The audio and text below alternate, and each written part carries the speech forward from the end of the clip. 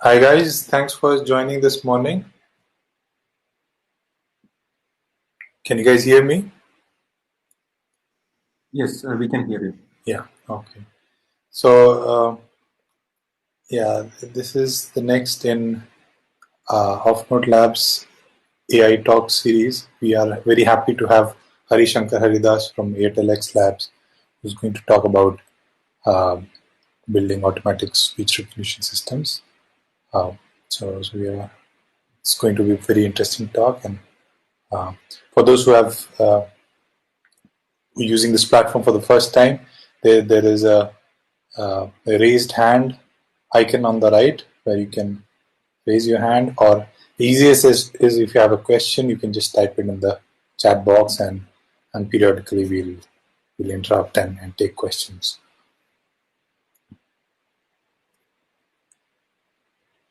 So let me just very quickly introduce OffNote Labs for those who are new to who don't know about it. So instead of having one slogan, we have two slogans. It's a home for independent researchers and builders, and it's also a place for young researchers to learn to do research. So we have a unique research program which helps young researchers get a taste of doing research, and uh, uh, it's sort of a mini master's or a mini PhD program. If you're more interested, you can ping me more. Yeah, so it's a platform for individuals to learn to do research. There's no kidding involved, no PhD involved. It's a short-term program, but very intensive. And why do research? Because there are a number of traits that you learn that are very useful in many other fields and avenues. You learn to deal with uncertainty. You learn to discover your own taste. You you you, you try to figure out what problems can deliver impact in the world. And with the democratization of knowledge, we've seen a rapid increase in eager self-learners who are probably starting off their learning trajectory, but very eager to learn. And our belief is that with mentoring, they will rise and shine and be able to do non-trivial deep research and build very interesting tools. And Offload Labs facilitates them to do that. We welcome young researchers who are eager to learn, do research, and become experts, who are really willing to push beyond their comfort zone. There's a heavy learning trajectory involved when you delve into deeper into research topics, not usual assignment stuff, and uh, we they should be really ready to push beyond their comfort zones. And we also welcome mentors who are who want to pursue open research without constraints, typically in a corporate setting or university setting. Their uh, work they would be able to work on problems they are passionate about and share their journey and learnings with the young researchers, and it can spare some time to help. So this is the thought behind OffNote Labs, that we connect young researchers with senior researchers and mentors who want to help them. And as part of building the community, we host regular talks, and you can follow OffNote Labs on LinkedIn to see our various other events and learn more about what young researchers are doing. The talk series is in this talk series we invite uh, experts from industry, academia, across the world to help us learn about interesting topics in AI and the cutting edge stuff. So that's the short intro of OffNote Labs and our community.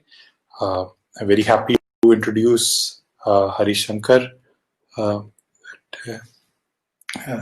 he's an expert in speech recognition and many other things, and I'm hoping that we'll have a great learning session today from about speech recognition.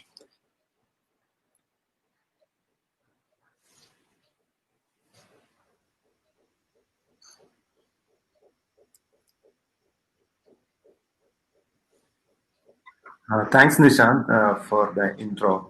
And really thank you for inviting to give this talk. And I really found OffNote talks, the previous versions, really useful. So it was trying to bring in the best of both worlds from academia as well as industry.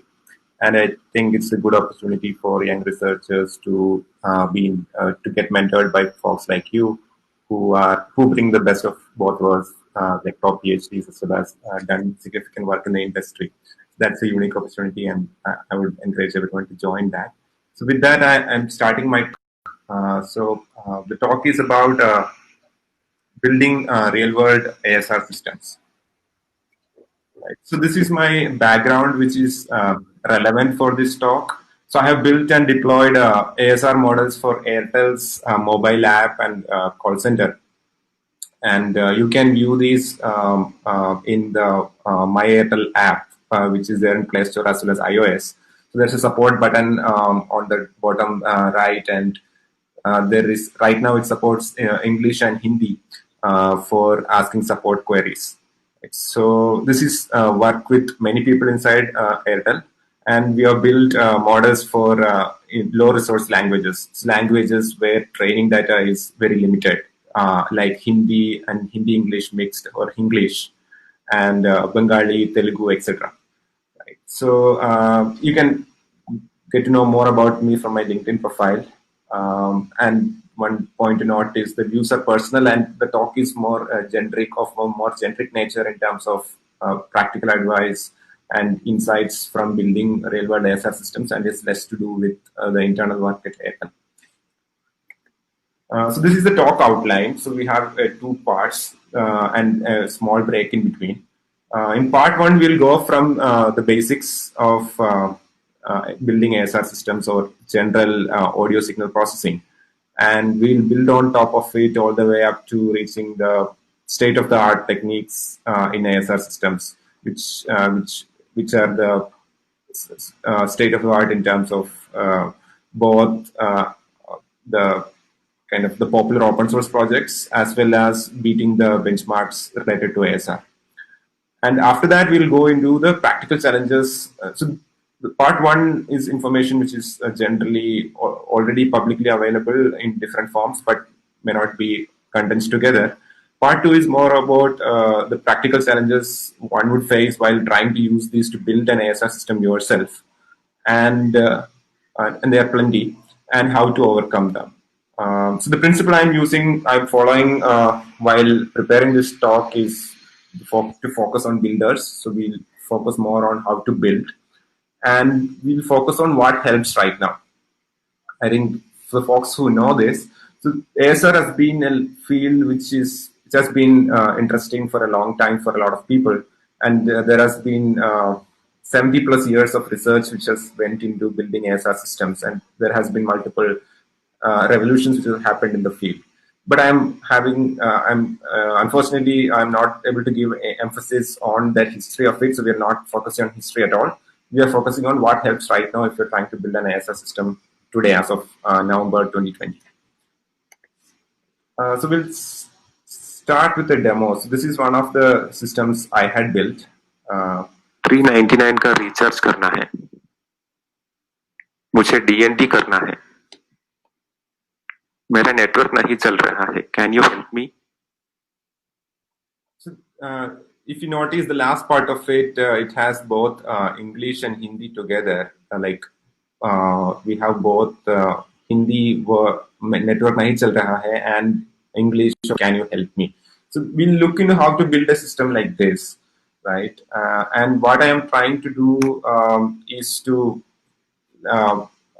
look at this demo and try to look into the internals of how it works, right? And as you would imagine, ASR system is quite complicated and it has so many moving parts. And we look into each of them and try to figure out how to build them, what is there in it, and so that you'll have building blocks ready when you're trying to build it. Or if you're enthusiastic and just want to go deep on one of them, you could go there.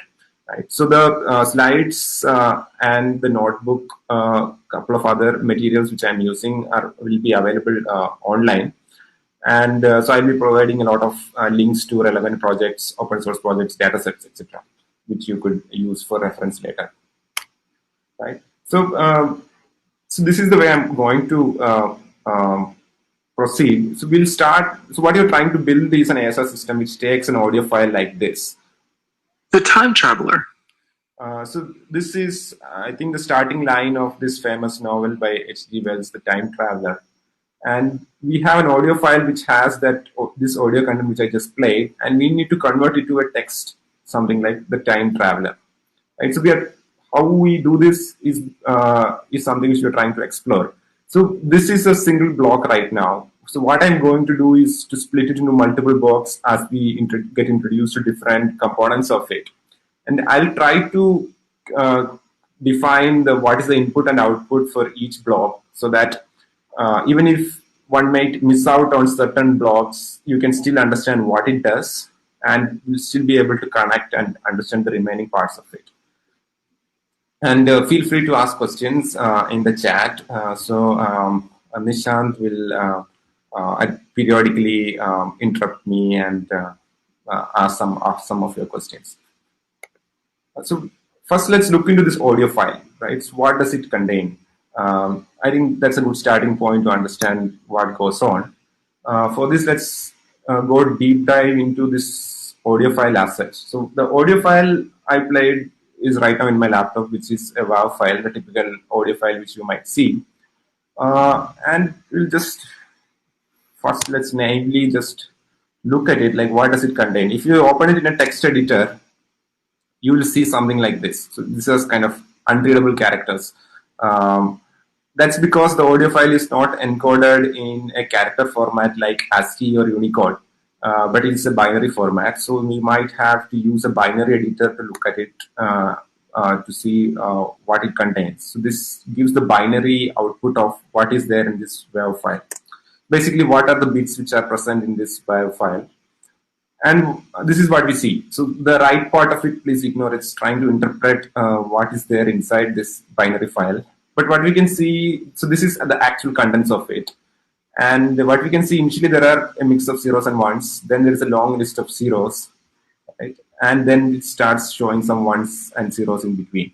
This is what we see. And we'll see more on what this actually represents, right? Why the zeros come in the beginning, etc. Right, but to summarize, this looks like some kind of header and a long sequence of binary values which are present in this WAV file. Right. Now, let's go further. Right. So, Librosa is a library for processing audio, and we can load this audio file in Librosa. Right. So, if you look at it, so it gives two outputs as a tuple, right? Y is a NumPy array, something like a list, right?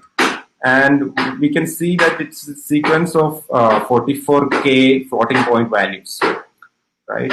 And it also gives another output, which is a sampling rate, which we see a value as 22,050.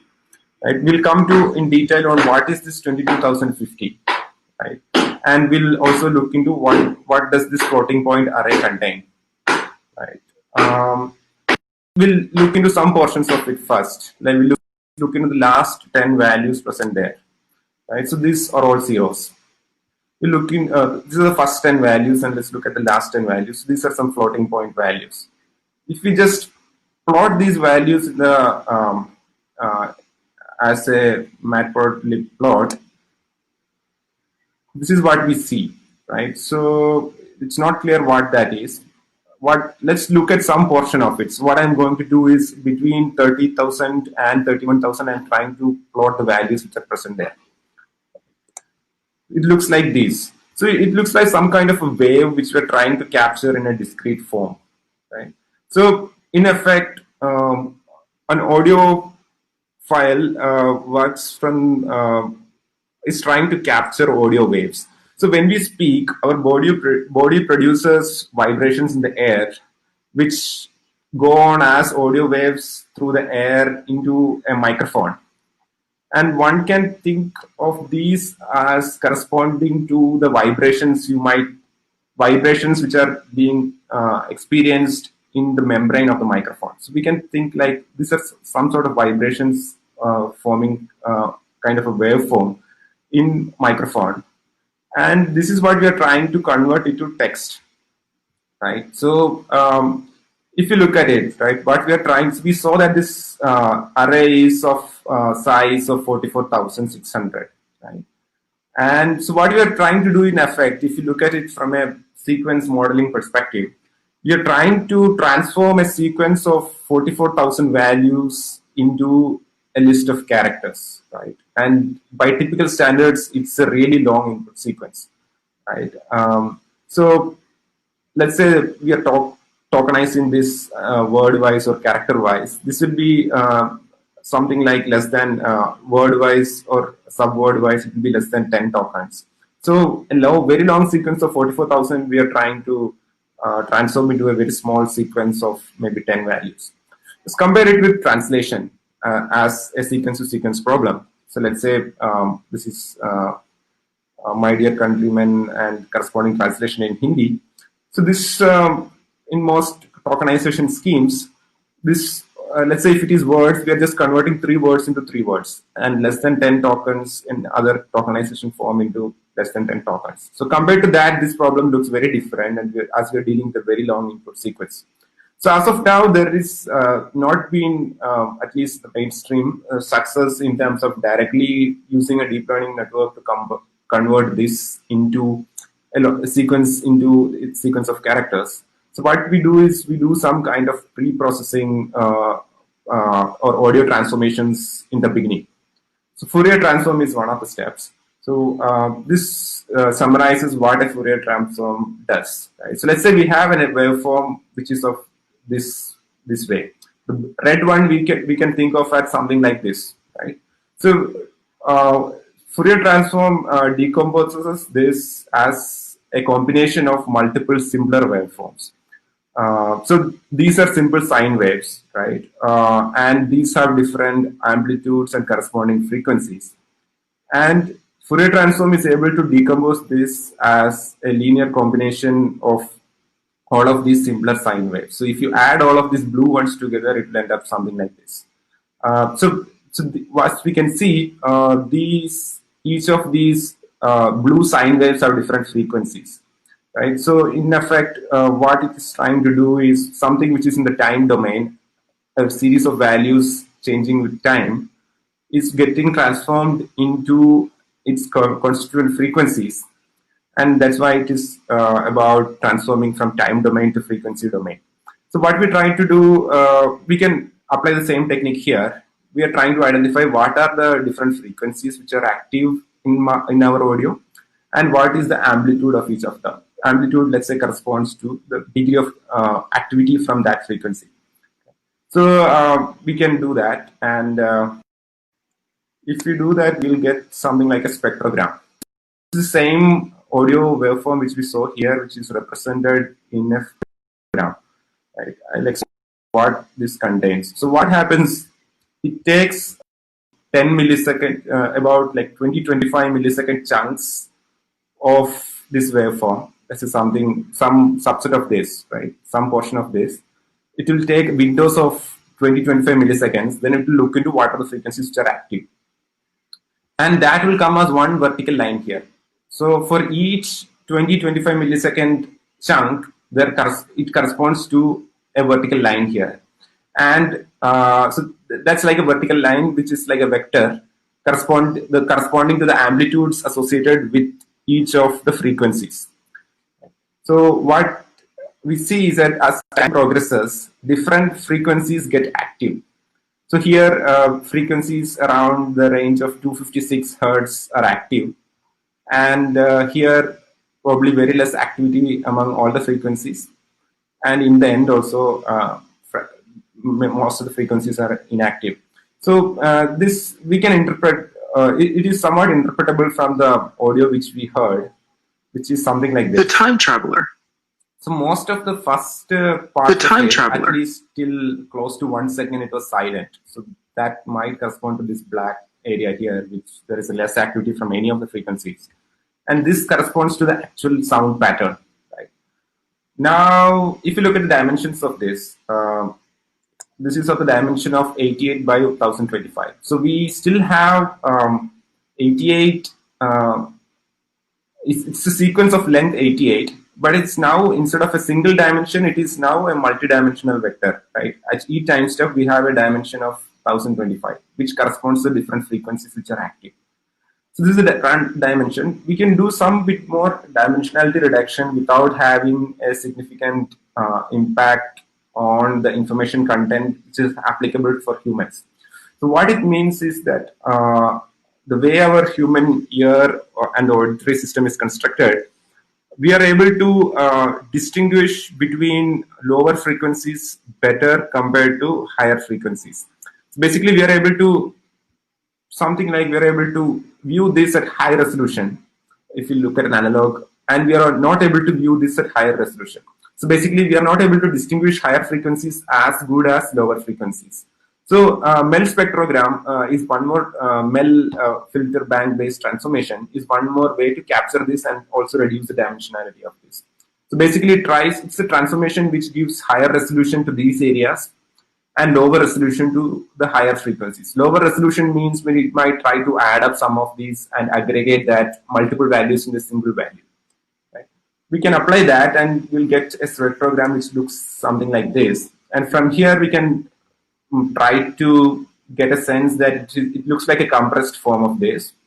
And also we can get a sense like higher frequency band looks more blurry or where we have less resolution than the lower resolution bands, lower frequency bands.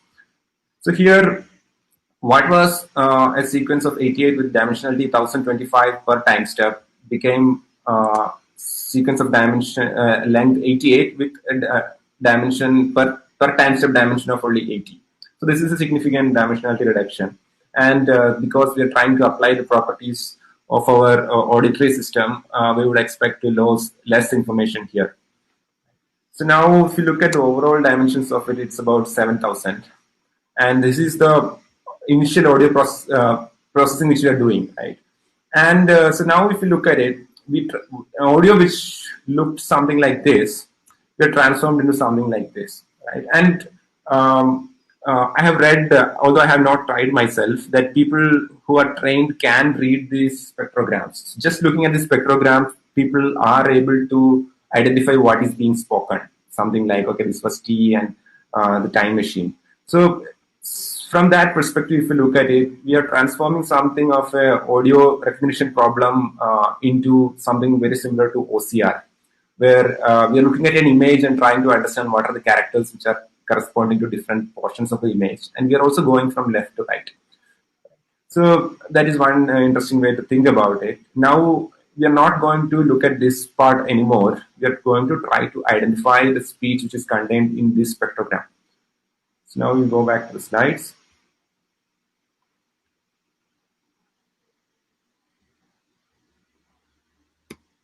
So now, so what we're going to do is whatever we saw as the big building block here, we have split out the spectrogram part of it, right? So now we have this and we only need to do speech recognition with this. Now we'll explore the rest of it, like what does it contain?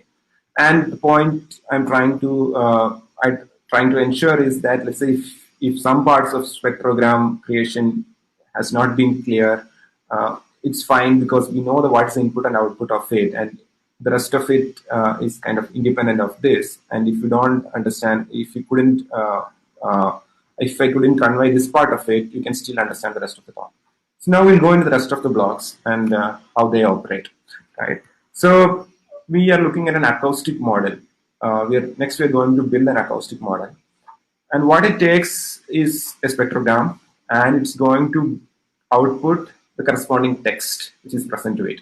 Now one would wonder like what is there in the rest, because it looks similar, but there are some interesting parts there which kind of improves accuracy further.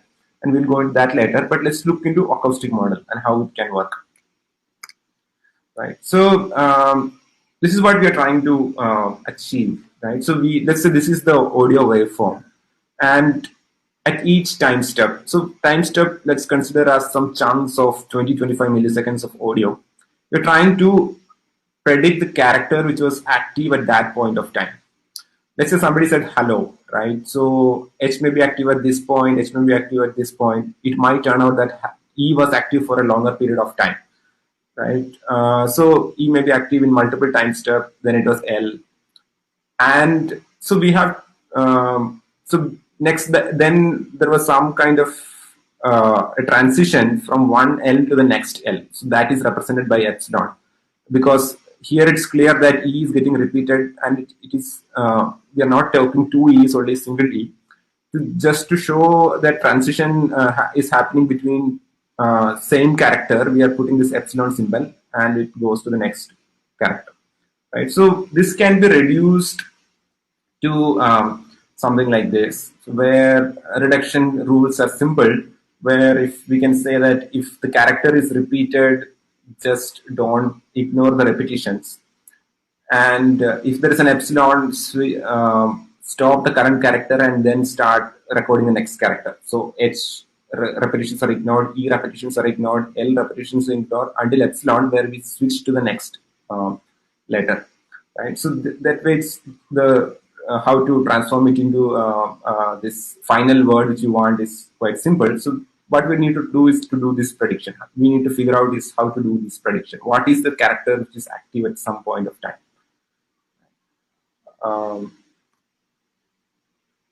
So this acoustic model, what something? Hari, I'll just interrupt you. Vimal Kumar has a question. Yes. Yeah. Hi, Go Hari. ahead. Yeah, hi, Vimal. So this is this hello, right? This is completely based on the accent, right? So the people, I mean, like, let's say if Indian accent will be a little bit different and American accent will be different, right? Sure. So, yes, that's a practical challenge, right? So that okay. I'll cover the accent part of it in the part 2 of the talk, like maybe in a. Okay. Okay. Thanks, Hari. Joining. Yeah. Any other questions?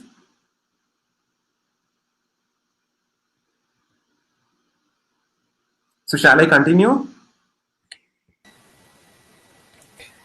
Rohit has a question. Yeah, hi Hari. Is the engine character based or phoneme based?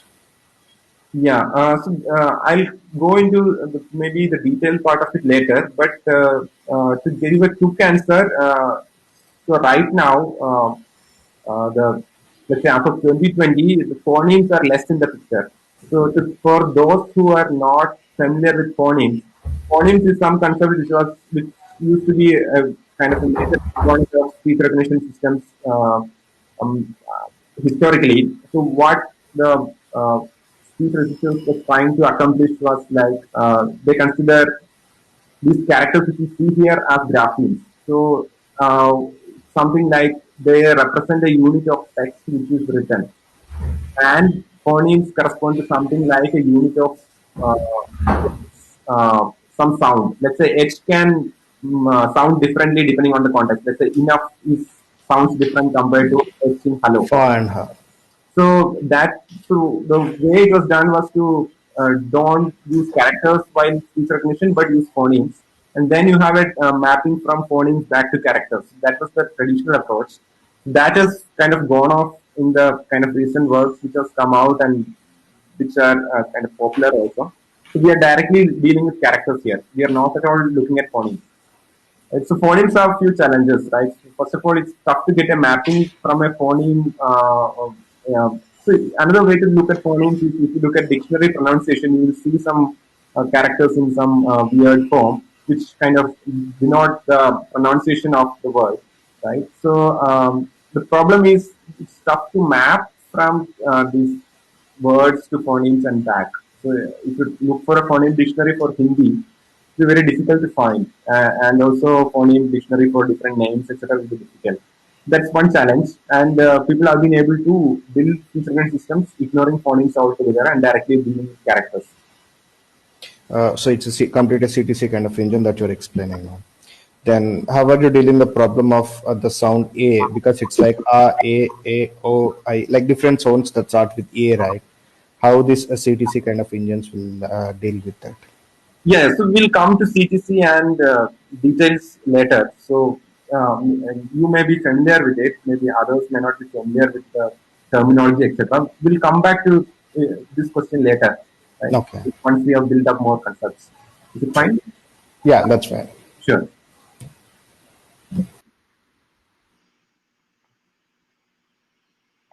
Any other questions? Well, there's a quick question in the slide. Well, this slide, are we now trying to translate from spectrogram to characters? So I think the short answer is yes. Yes, correct. Okay, any other questions?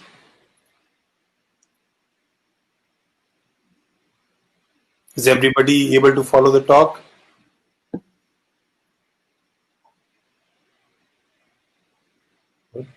Okay, so no more questions. Great, good that everybody is able to follow. Sure. Yeah, so Thanks. please continue. Yeah. So this we talked about this acoustic model looks at spectrogram as the last question, converting into characters. So I'll explain Quartznet, which is a recent model, and this is only for illustration purpose. There can be different variations of this. So this takes as input a spectrogram and converts it to a sequence of characters. And we'll ignore this part of CTC, which came up in a question also for now. And if you look at the remaining building blocks, this is a deep learning network, and those who are familiar, and I'm not going into detail on the deep learning network's internals, but I'll be explaining like two interesting parts. One is CTC, which came up, and second is the kind of convolutions which are used here. I'll be explaining that in the next two slides. But for now, if you look at it, somebody who is, people who are working on image processing can easily understand that it looks very similar to a typical image processing network where we have multiple blocks, residual connections to keep track of gradient vanishing problems, etc. Basically, convolutions, then batch norm, ReLU, then some residual connections and multiple blocks of this. This looks very similar to an image processing network, and if I remember correctly, this is built on kind of, it's a variant of mobile net which came out, which is like an efficient, parameter efficient convolutional, large convolutional network. Right? So that way it looks like it's very similar to image processing.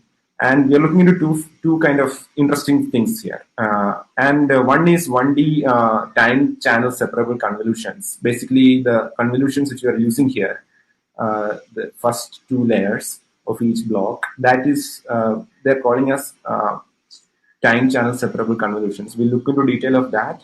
And then we'll look into what is this loss function which we are using, CTC. And that's also very interesting. So we look into time channel separable convolutions, and those of you who are familiar, this is very similar. This is actually built on top of this depth-wise convolutions. So what happens is, so what we are doing is we have a 1D, we are looking at 1D information. If we look at it in this perspective, let's say we are looking from the bottom, from this direction upwards. So this is like a one-dimensional sequence which is going on. And in a typical image, we have length, width, and height as the 3 dimensions involved. Here, if you consider only if the height is 0 and the width is 1, then these correspond to the different channels. Right? In image, we have 3 channels, typically RGB. We can think that it's a much richer representation of that with maybe 80 channels here. From that way, it is of height is 1 and length is the convolution's length, and channels will be the corresponding frequency channel. So this becomes a 1D convolution. Now, if we apply this directly, we'll look at the parameters which will be present in a single convolution layer, right? So we'll have a convolution of length, let's say t, right? And let's say if we have a convolution of length t, it will have t into c parameters because it has to consider all the channels. It has to multiply with all the channels which are present within that convolution. So it will have t into c parameters. Right? So there is an earlier work from the same team. So this is from NVIDIA, which looks at this and builds a system which was state of the art at that point of time, which had 330 million parameters. So Quartznet is an improvement there, where they decompose this big convolution, convolution which has this many parameters, which is length into the width into the number of channels into two smaller convolutions into two separate layers. So first one will have a T into 1 convolution, then next will be a C into 1 convolution, right? So instead of applying this convolution single block on the entire space, they'll have a channel-wise convolution which is applied. That means for every channel it will be applied like this, and then it will bring out a resulting image, right? And then we'll have time-wise convolution which is applied on each time step, right? So one would think this is trying to capture the kind of same transformation which is being done here, but with less parameters. So if you look at combined in a single layer into multiple layers, basically 2 layers with less parameters. So here we had T into C parameters, but here we have only T into 1 plus C into 1 parameters.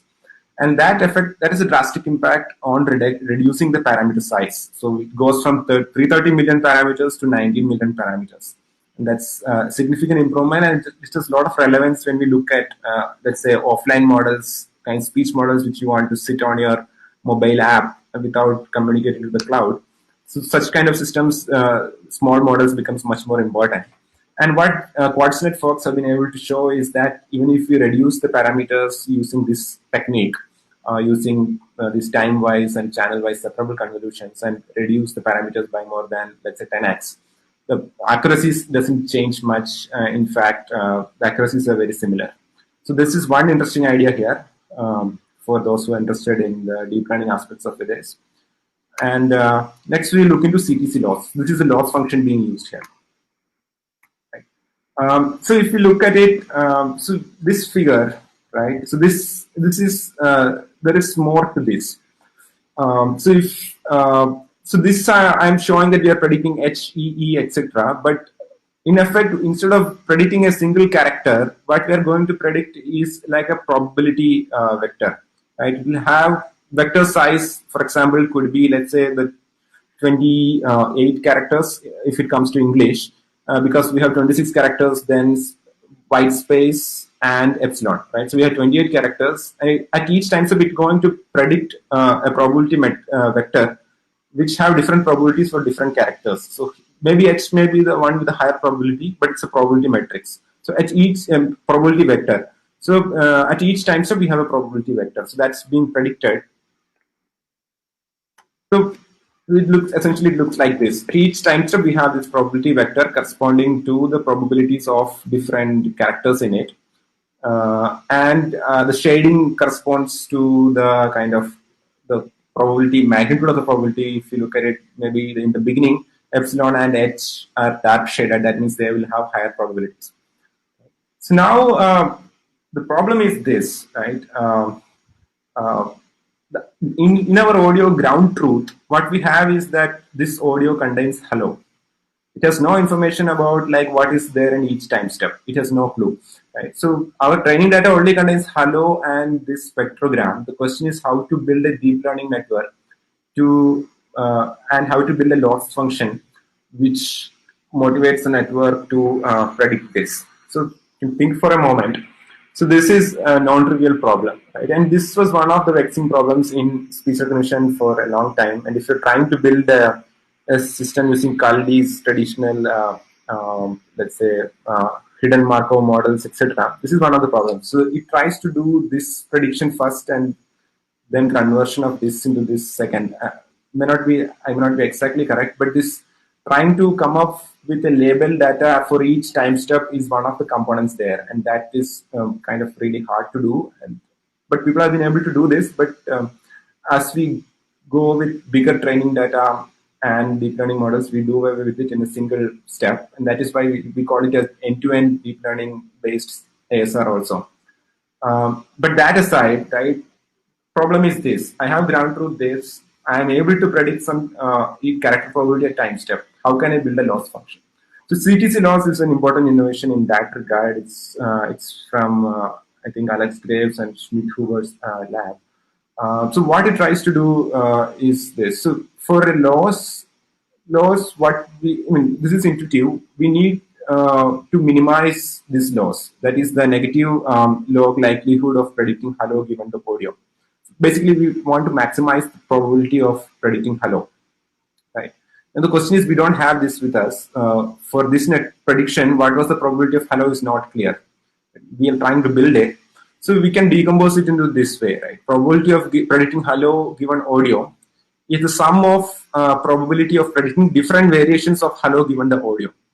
Now, hello can be predicted in multiple ways, right? So it can be like this. This is one path which results in a hello. I am showing the path which results in this sequence, right? If the first character predicted was H, next it was E, epsilon, L, epsilon. It will result in this sequence, and this can be reduced to hello. This is one variation. There can be another variation which can be H, E, L, etc. That also reduces to hello. So we'll take each of these separately and compute the probability of each of them separately. And if you look at just predicting the probability of this is easy, right? Because we have the probabilities of the individual components. It is just multiplying all of them, right? So we enumerate the different variations which reach to hello, compute the probabilities of each by computing the probabilities at each time step, multiplying the probabilities of each time step, and just add together, right? So this is the approach which is being used in CTC Loss. But the problem is, the hard part of it is this. So there can be exponential number of combinations which can reach up to hello. And doing that would be significantly hard. But we can use dynamic programming based computation to make computing this loss function efficient. The intuition is something like this. Let's say HE epsilon can reach,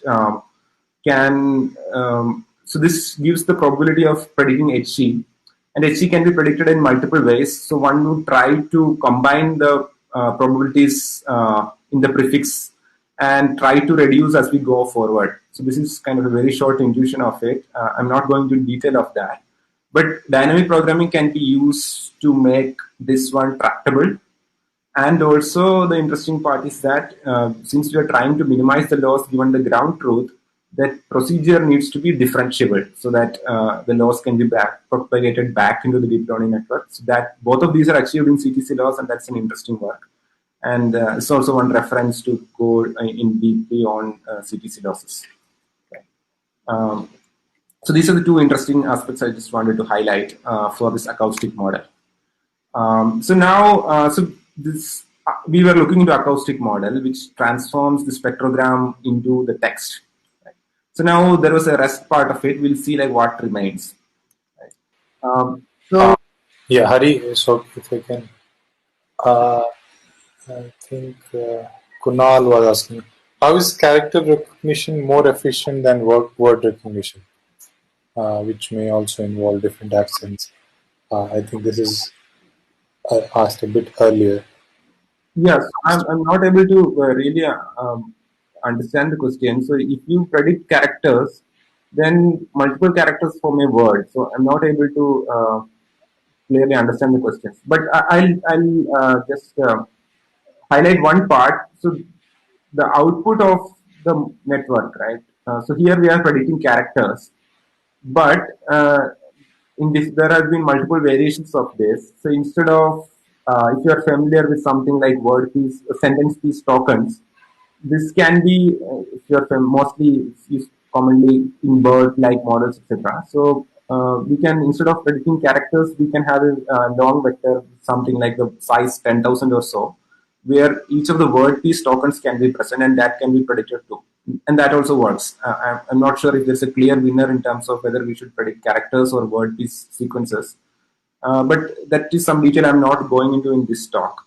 If that's the only thing I'm able to make out from the question. If you have further clarifications, maybe you can ask in the chat. Yeah, and keeps the vocabulary. I mean, character, if you just have characters as vocabulary, it keeps it. Yes. So if you're directly going to predict words and you are trying to create a vector of words, that is going, I'm not sure if that will work, because number of words itself can be huge, let's say order of millions, if you look at practical cases, and people have new names come up for even for babies, right? So we cannot keep adding new dimension to our vector. So word may not work, characters work, and this sentence piece like tokens also work. I have worked with both of them, and both of them were able to give these answers. For CTC based ASR, we need the labels for each second, right? So that was a point Hari made earlier. We don't have labels for each second. We have it for the whole chunk, right? Yes. Hari, you want to say? Yes, so we are splitting the. I think what you may be the person who is asking the question maybe meaning is each second, maybe the each time segment. So here it is about 20-25 milliseconds is a typical number, right? So we need to predict a character every 20-25 milliseconds, but we don't have the label data in exactly that form. But we have label data for the entire sequence, right? And CTC is a mechanism to get away with trying to identify the ground truth for each time step. That means the exact character predicted to each time step, we don't have to supply it as a ground truth for the neural network model. We can just give the entire sequence as a single output, and CTC takes care of this figuring out the character at each time step. So this problem is traditionally called the alignment problem for speech recognition, and because of this, that had been taken away, and then that resulted in this being called as like end-to-end deep learning network. Sounds good. Yeah, there's some other questions, but I think other attendees are able to answer it, thankfully. So thank you, Awesome. Carlos and Rohit, for answering the question in chat. Yeah, and thank you guys for crowdsourcing the answering. So now we have the acoustic models output. Now, question is like, what remains? So, the challenge is something like this, and I'll come to that in detail. But we are going to introduce two new components. One is a language model and a beam search component. It will motivate why we need these things. So the problem, if we look at it, the acoustic model needs both the speech and the corresponding text to work to train the acoustic model, right? And if you look at it, if you're able to collection of this is really hard. If to collect for 1 hour or in 1 hour audio, typically it will have less than 1,000 sentences, and it is really expensive to collect like 1 hour of paired data where we have both the speech. Let's say for each sentence like time traveler and the complete sentence and the corresponding text. It's very hard to collect such data. And if you look at it, even if we are able to collect 1 hour, it might take much more than that to actually collect that. I'll come to that in a bit later. So it's very hard to do it, and it contains only 1,000 sentences. So one thing we can be clear is that if our training data is not that much, we'll have less diversity of sentences, right? So it makes it tough to distinguish between similar sounding predictions. Let's say time traveler, if you read both of these, let's say if I read both of these, it sounds the same, time traveler. So, but its model is not able to distinguish like which was spoken, right? And so that's the problem which is we are trying to address with language models, where it tries to see a large number of sentences, even though you may not have the corresponding audio for all of them, right? So we know that getting paired audio and text, that means audio along with the text, is hard. But if you go to just take a Wikipedia dump or something, you'll have millions of lines of text there. So this is just text.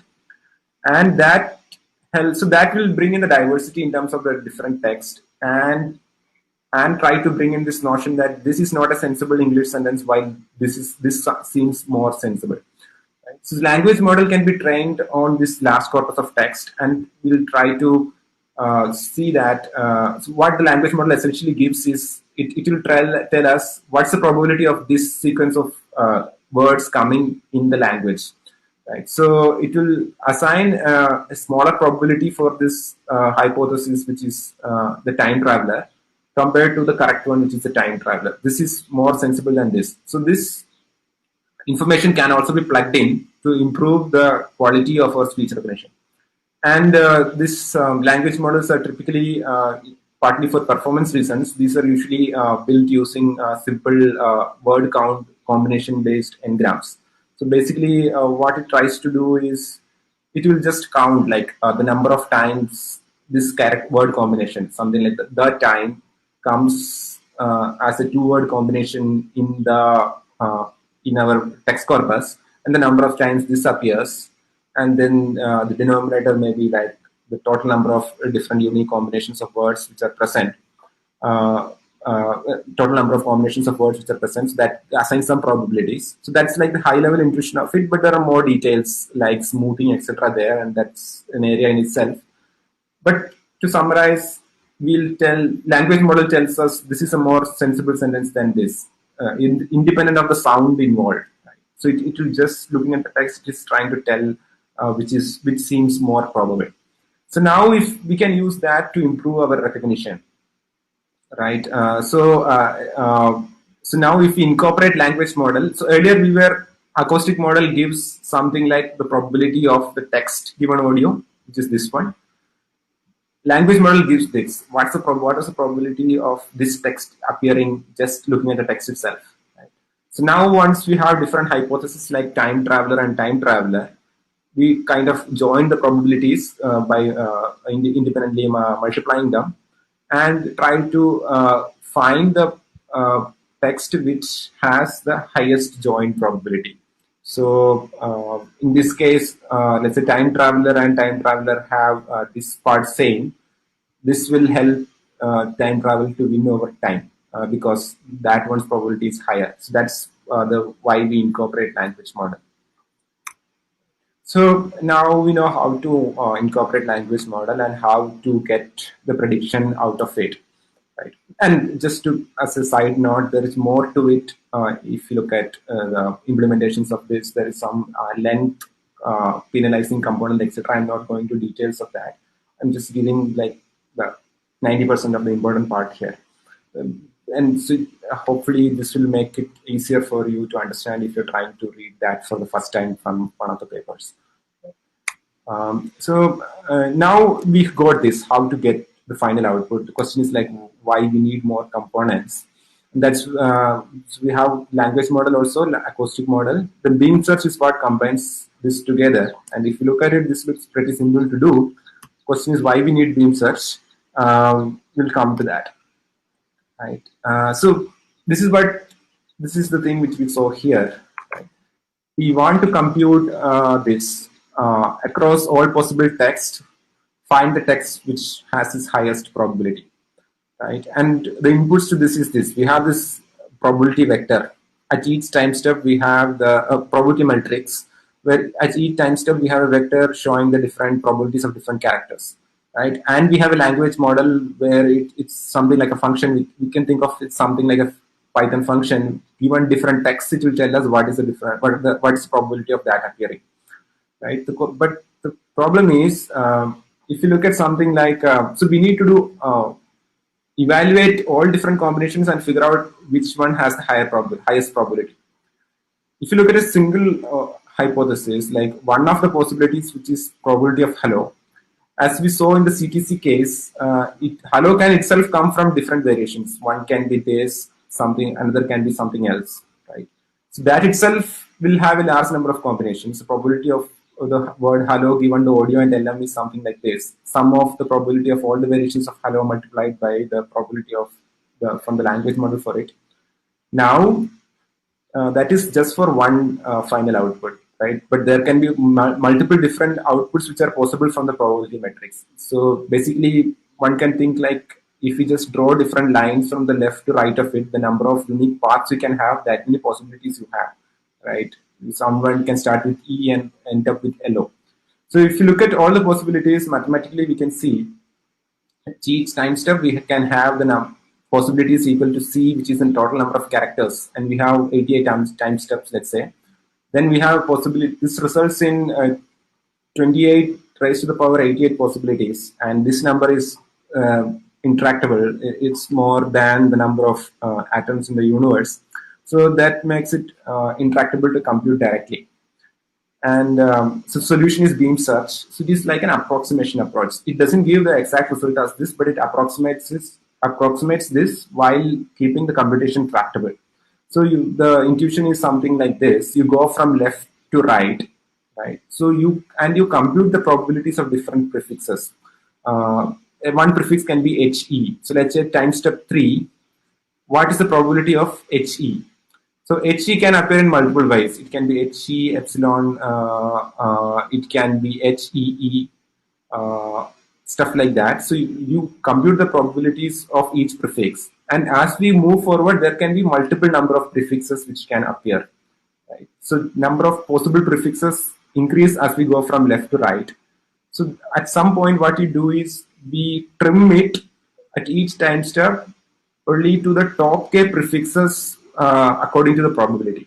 So as we go from left to right, we don't keep track of the probabilities of all different combinations which can come up.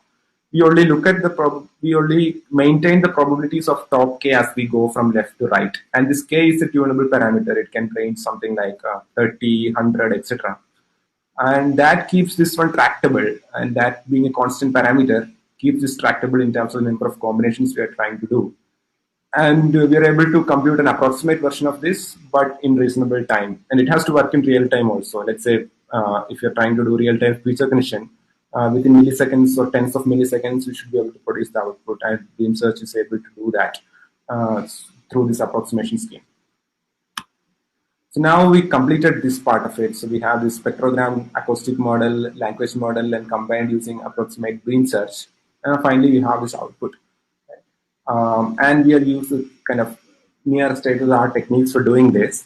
And that covers, and I'm leaving few things out, but let's say if you're trying to build speech recognition systems right now, if you do just this, it should work. But the challenge is more in terms of the training data, how to get it, etc., which is we cover in the next part of the talk. So this ends the part 1. We have looked at different components and figured out the input output for all of these and how they work internally and kind of the key things involved inside. Right. So this completes the part 1 of the talk. We'll take a break for maybe a minute or two. Meanwhile, I am available to answer questions. And the slides and the notebook which I have shown are available in this URL. Right. So this is one newsletter I'm trying to start.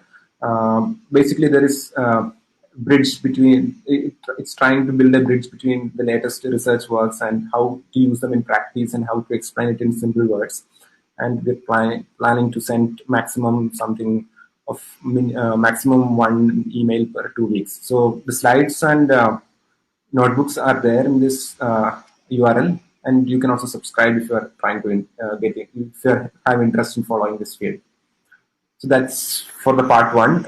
We'll take a break for 1 to 2 minutes, and meanwhile, I'm available to answer questions. Thank you, Hari.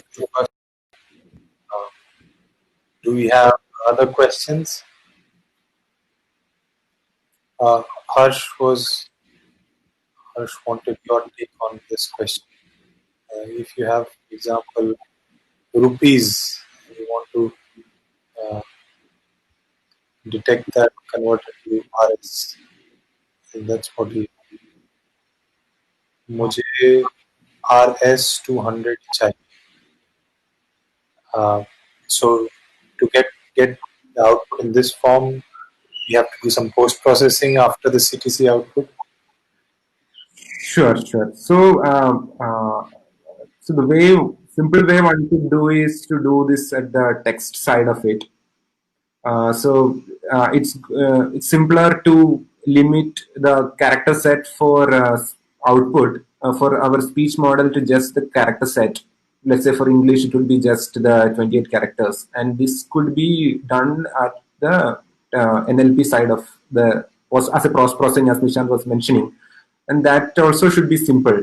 100 rupees, we can do some parsing to convert it to 200, and we can convert it to rupees too. So there are tools for doing this. So one pointer I have is for this duckling.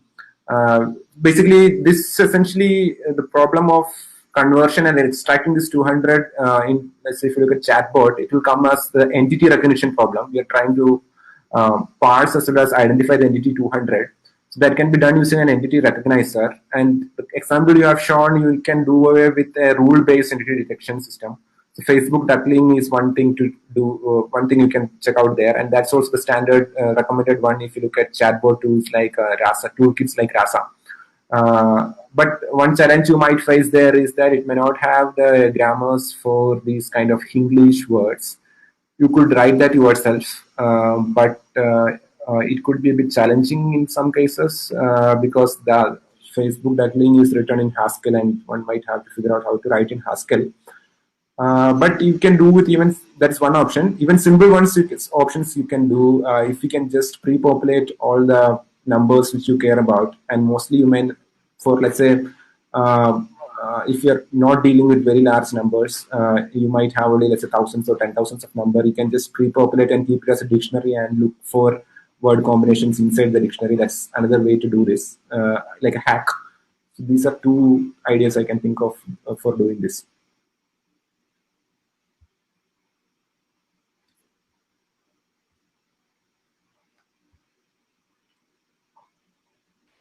Rohit has a question. How are multiple accents dealt with? Sure. So I'll come to that in part 2. That is one of the important challenges there. I'll discuss more of this in part 2. Okay. Anybody else has questions? I think we have. Anybody else from the audience has? Is everybody able to follow the talk? The CTC part is always bumps you off the track, so I think it takes a few iterations to get absorbed that fully. Yes. CTC and Beam Search, they are very interesting and complicated algorithms in themselves.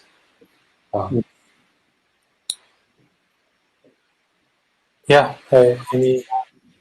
Anyone else?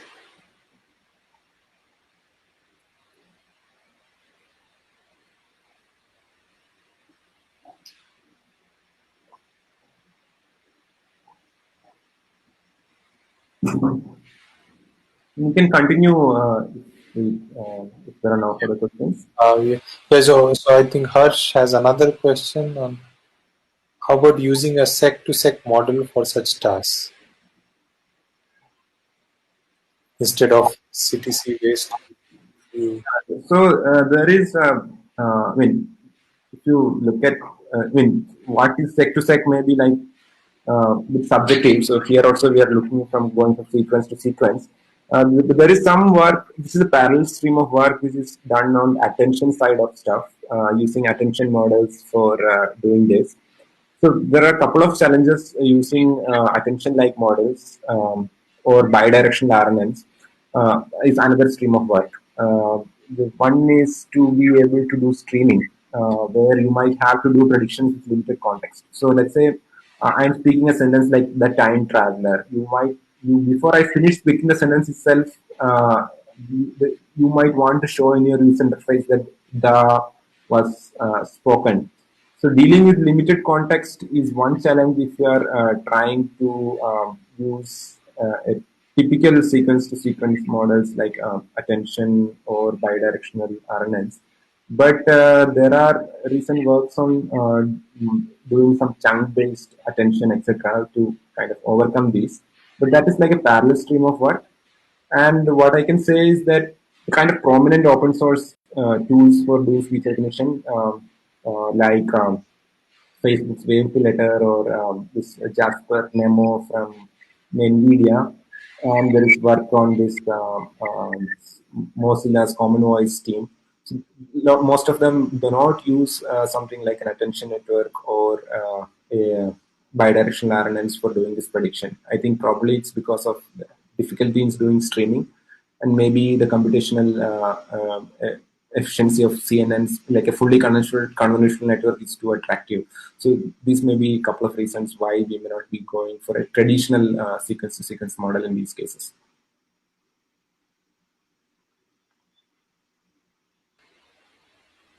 Sounds good. Anybody else has any questions?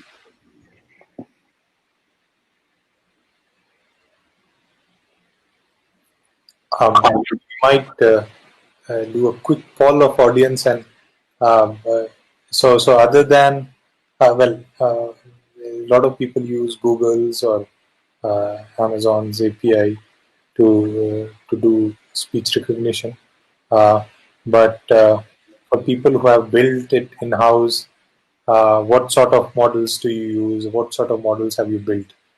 Would anyone would like to, Rohit or Carlos, or would you like to say anything about it? What sort of models have you built? What sort of challenges have you dealt with?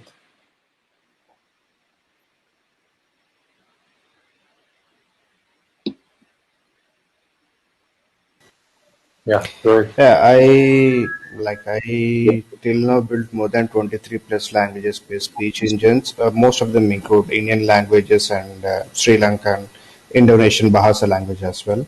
So I basically use TDNN plus LSTM plus phonetic nature more than the CTC or character based ones. Sorry, Rohit, I think you spoke a bit too fast. Okay. So you use LS. TDNN plus LSTM with phonetics database instead of a character one. Nice. Because when we use a character based for all these languages, the main issue will be like a character may pronounce in multiple ways. A simple example, A in English has 6 different sounds in different scenarios. So if you see the word error rate of comparison of a phonetic based engine versus a character based engine, most of the issues that we see is when A comes in the middle.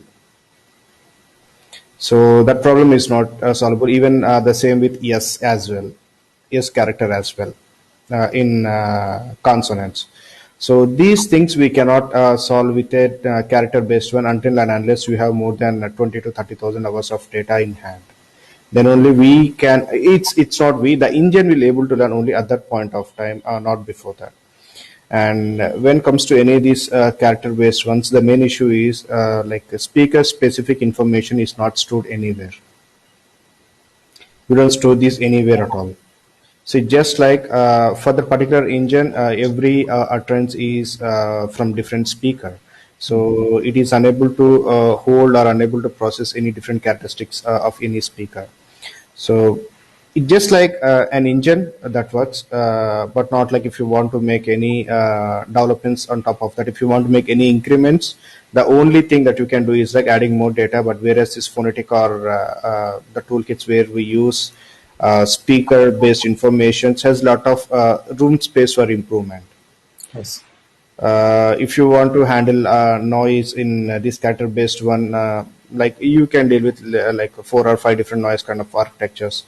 Even if you add more, it expects more data, whereas the phonetic-based one has you can open. I have built a model where it can handle more than 150 different type of noises in real time as well.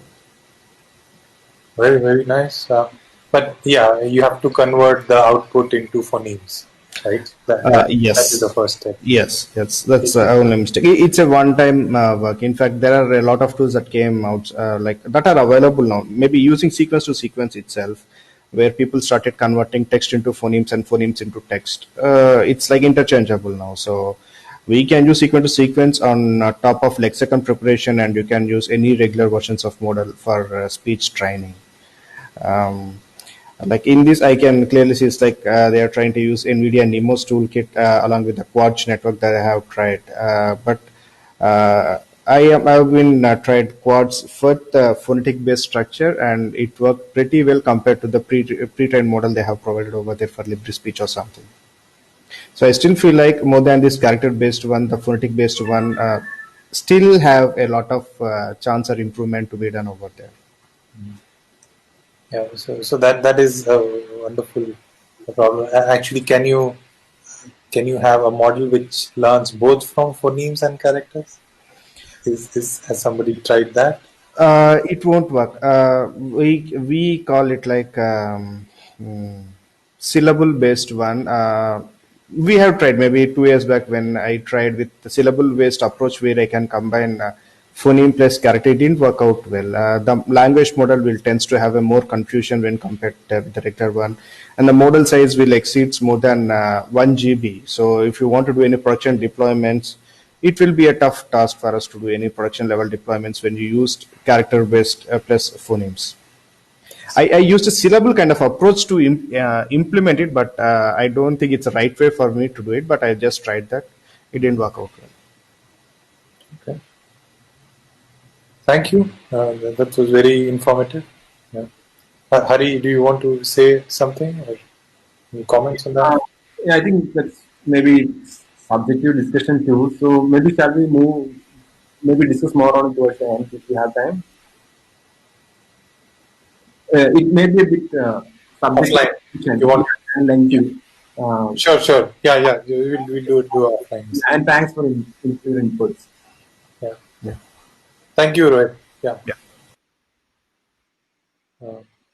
Anybody else wants to talk about their experience with speech recognition?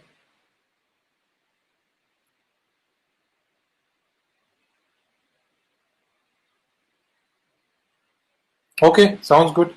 I think we can start with the part 2. Sure.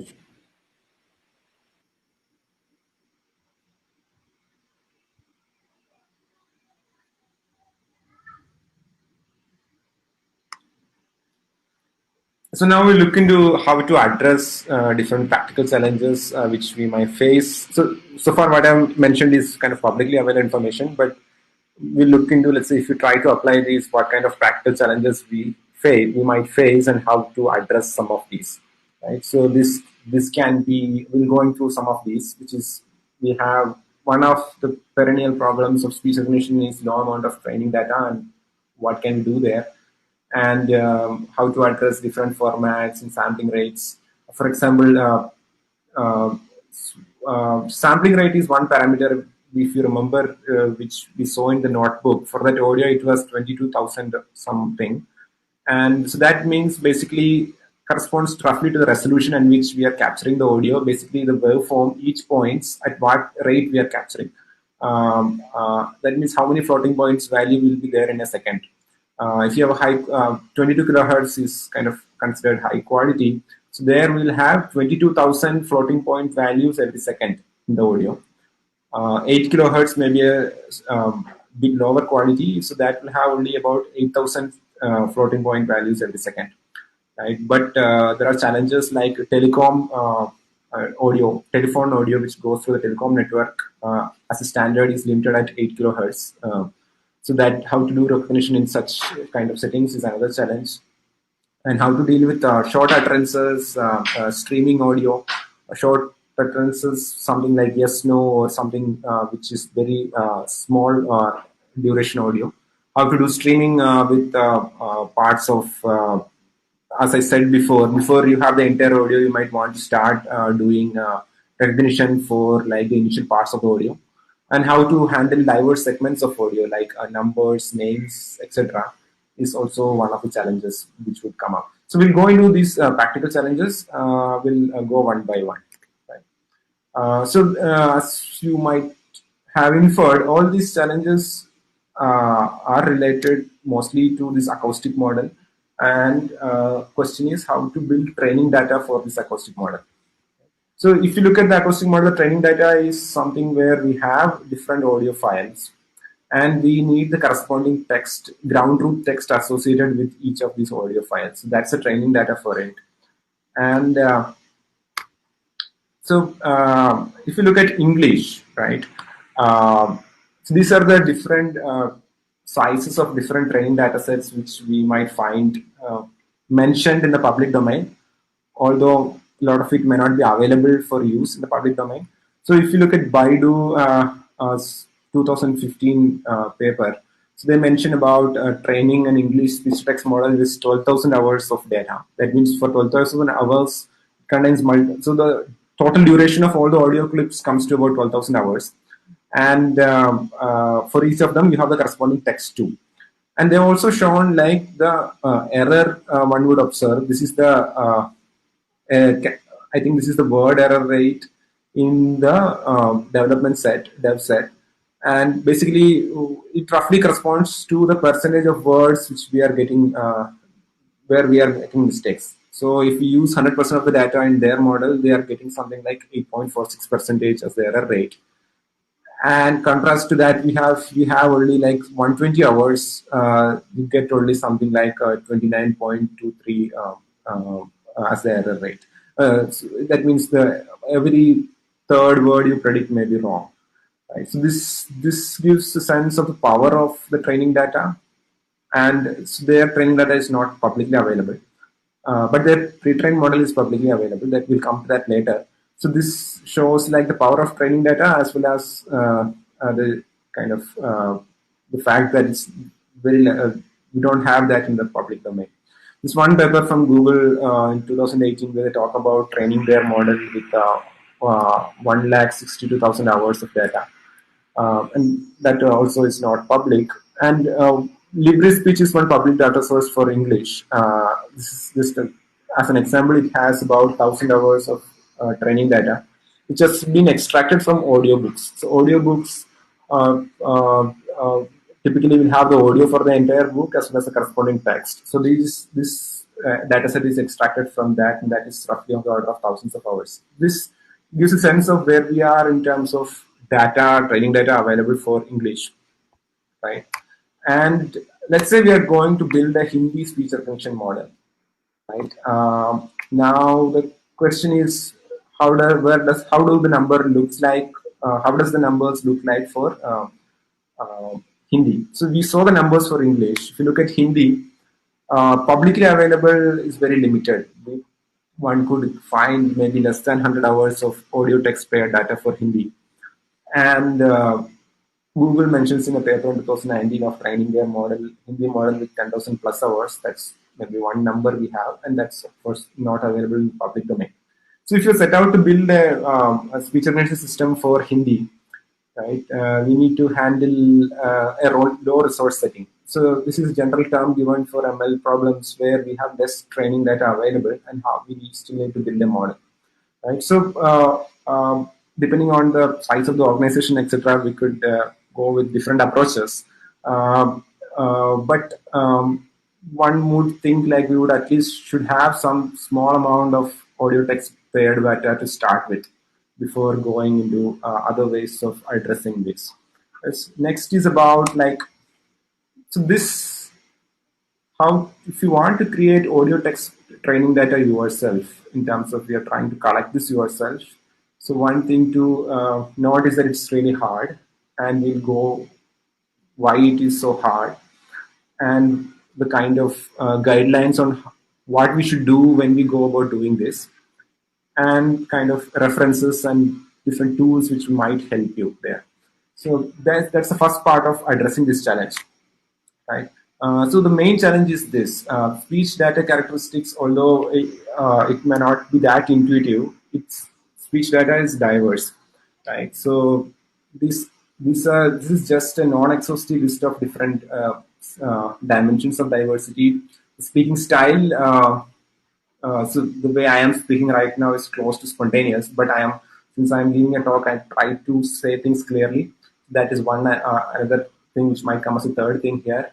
But if you're reading an audiobook also, you try to sound very good compared to spontaneous speech, which people might talk over a phone call or or talk to an assistant, a voice assistant like that. That's one more dimension of variability. Then there is length of audio, which can be both short and long. Then speaker. I think we already have a lot of questions related to speaker, their accent, age, gender. These are different factors which might come in. The domain, if you try to build a solution specifically for financial domain, the kind of vocabulary which is there is different from let's say telecom domain or some other domain. So that is another dimension. Background noise which can be present in the audio can be so diverse. Let's say if you try to collect the data in very good recording setting, that might not contain the background noise by itself, and it might fail in a high background noise condition, right? Then there is audio codec. There are numerous audio codecs like OGG, Opus, MP3, etc. And sampling rate, as I mentioned before, that has varies. It's 8 kilohertz for telecom, and maybe for app based you might go with 16 kilohertz or 22 kilohertz, etc. Channels, so stereo audio contains 2 channels of audio. Basically, you might recall in the headphone you will have a left and right speakers, and so the audio comes for both of them as separate channels. There can be mono channels where the audio can be present only in a single channel. That's another variation. And the distance of the speaker's mouth from the microphone is also one factor. Maybe phone microphone, we might keep it very close to our face. Headphone mic maybe is a bit different. And we have far field devices where the device can be up to few meters away from the speaker, stuff like this Alexa, Google Assistants kind of situation. So then there is the question of code mixing. So if you try to build a speech recognition system for Hindi, you have to some extent address English speech recognition too, because people rarely speak pure Hindi. Right? Even in the examples we saw, somebody can say, "Mujhe 200 rupees chahiye." Both 200 and rupees are English words, but people may not even recognize that that they are not Hindi while if you ask somebody to speak in Hindi. So addressing code mixing comes as by default. If you look at Indian context and Indian languages, that's another challenge to handle. And speed and volume is another. These are other variations. People can speak fast, slow, and with low volume, high volume. So these are different more kind of dimensions of variations. The question is, if you so one thing to note is that okay, these variations exist, and to keep track of these in terms of when you keep this in terms of what you are collecting in each of these dimensions, we are trying to create a speech corpus, right? And at least track is important. And next, we want to try to make sure that the characteristics of the data which we are collecting should, to the best extent possible, correspond to our target audience speech. So let's take this, right? We are going to build of the order of hundreds to maybe thousands of hours for Hindi to ask some seed data sets, right? So for hundreds of hours, would need some 100,000 or let's say order of 1,000,000 sentences to be collected. And ideally, our contributors should be geographically distributed, right? So this depends on the organization where we are and kind of how smartly you can do this. One could try some crowdsourcing methods. If you have a call center, you can use the agents you have to collect this. They can be of the order of thousands and geographically distributed. There can be multiple ways one could creatively think to get your contributors to be geographically distributed. That's one way to get representation of different accents and style of speaking, etc. And so there are open source tools which you can use to build to start collecting data. So this is one example. So this is from Common Voice project from Mozilla, and this software is also available as open source. So basically, you go here, and this is some text which is shown to the user. So basically, you can load a list of sentences which you expect your donors to speak, and people can speak them, right? So now that is one part of it, but the problem is like there can be a lot of mistakes. People can speak the wrong thing, and sometimes microphone may not work. So there can be multiple issues with the data if you just do this recording. So we will want to do another thing of which is about verifying, right? So let's say I can listen to this clip and then say it is right or wrong. right? So this is also essential, because if you just do this, you would most likely end up with a large amount of training data issues. So we might want to do this also in parallel. And one heuristic, one suggestion I have is a simple one to kind of selecting the clips for based on the validated data, something like greater than or equal to 2 upwards and 0 downwards works. So 2 people have said yes, the audio is correct, and none of them said the audio is wrong. Right? That can be one simple heuristic to collect the audio out of it. So one could try different options. You can try with 2 upwards and 1 downward, etc. And one could sample and listen some representative sample of the audio, and then check out whether how, and get an estimate of the errors there, and then you can choose. But this is maybe one thing you might want to try first. Right? And one important thing to note here is the splitting of train, dev, and test buckets. Right? So train is where the data which we use for training, dev we may use for hyperparameter tuning, and test we might use for reporting our accuracies. Right? So 2 important factors of variation here. One is the identity of the speaker, right, and the text. So we would want our train and dev and test to be disjoint, but they should be also be disjoint in terms of the speakers and the text to avoid overfitting. Basically, if our training accuracy goes down and down, and at some point, let's say dev accuracy goes up, we can consider that as a point where overfitting starts, and you might want to stop your training at that point, right? So, so this how to ensure. So this is something which you want to ensure. So let's say we need to ensure that we are not overfitting on the same speakers, and also not on the same text. Right? Speakers and text should not repeat. Should be disjoint across these 3 sets. Now it's the point to note here is that we need to do that at data collection time itself. Right? So the moment a speaker comes to this portal, right, based on the speaker identifier, they should be mapped to either one of these 3 buckets. And for all the clips they do, that should happen. Right? Same with text. So let's say I have 0 here. Better to avoid 0 in the dev and test set, because you'll have you can ensure you're not overfitting on certain particular text. And this needs to be set before data collection. And let's say if you forget to do that, you'll have a bigger problem once you collect a large amount of data, right? Because we might have to remove speakers who are overlapping among train and dev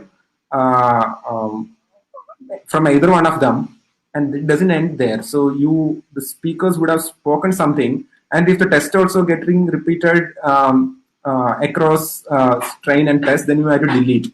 So you might end up with losing out a large portion of your training data if you do not do this mapping pre-collection time itself. And this tool by default does not. This tool can be configured to do this. So we can tell something like 95% of the data should be in train, 5% should be in test, dev, etc. Right? So that's one thing to keep note of.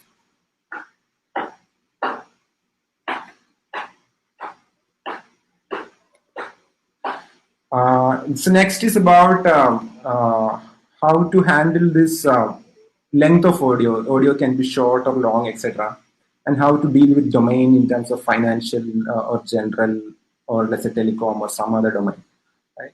So one way, to some extent, it can be captured in the kind of text which we are showing to the user. So if you remember here, so we have full control of what text we want to show to the user to read.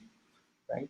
So question is, we need to, how can we provide a text such that we can, to some extent, try to get diversity in these 2 areas. Right? So basically, the point here is to always keep split your text part of the training data into different segments, and to keep track of their proportions in the entire set. Let's say we have 1 million sentences to read.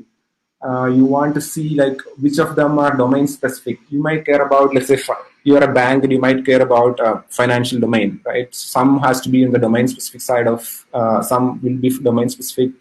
People might speak general words, so you sentences that needs to be in another segment. Then there is numbers, alphabets. So these are few things which one might miss out. Numbers may not.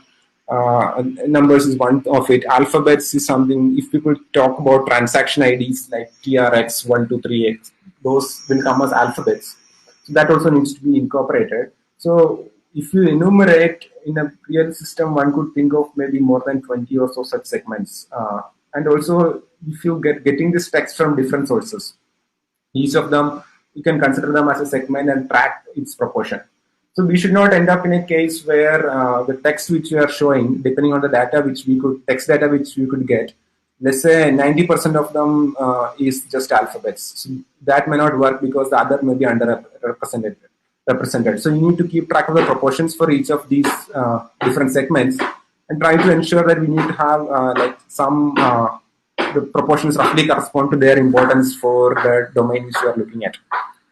So these are a few pointers for collecting such textual data, text data. So Kaggle datasets you can find for at least for the few Indian languages I have tried. You can get these different Kaggle datasets like blogs, web crawls, etc., which can help YouTube comments, etc. Then there is subtitles data. So one challenge is to get spoken language kind of text. So the way we write stuff and way we speak, the words and sentences will be different, right? So how to handle that is one of the challenges. So try to get as much as conversational text as possible. So subtitles can be one source of such information. And one could even, for example, for let's say for domain specific, you want to get data on financial domain, or let's say one particular industry. You might try, if everything else fails, you can even scrap some of these websites and which are relevant to that domain and extract the text from there. So this httrack is something which is useful, and to extract text from HTML, textract also works. So these are a few pointers there. So now once we have this data in different segments and collected from different sources, it's really important to clean the text data. And one thing to always keep track of is the number of unique characters which you have in your text data. So this goes for both the training data which you are going to put in the voice donor portal, which we saw, and to the text data you might use for language model training, right? So if you just take raw data from the internet, you can easily get into, and if you just use it directly, you will get into a lot of issues. Which I'll mention some of them, but one heuristic, one rule of thumb which you can do to kind of make sure you're safe always is just to write a simple Python code, just a dictionary-based counting of all the unique characters which are there. And you can just see like which of them are outside the Unicode range of the language you are looking at. For example, Bengali, if you look at the Unicode character set of Bengali, it's basically these characters, and each have a Unicode associated with it, and they are contiguous mostly. And you can just see like which of them falls outside the range. And some of the characters may not be that common also. It's that also you can do restriction in terms of the Unicode range. So it's good practice to follow. Just track the Unicounts and the Unicode range. Make sure they all fall in the Unicode range. And you might need to do few data transformations. So you need to do something called verbalization. So we saw in the example earlier, somebody was saying 200 rupaye, but we want to predict characters in the language's alphabet. So if it is 4 apples, I think it's a typo here.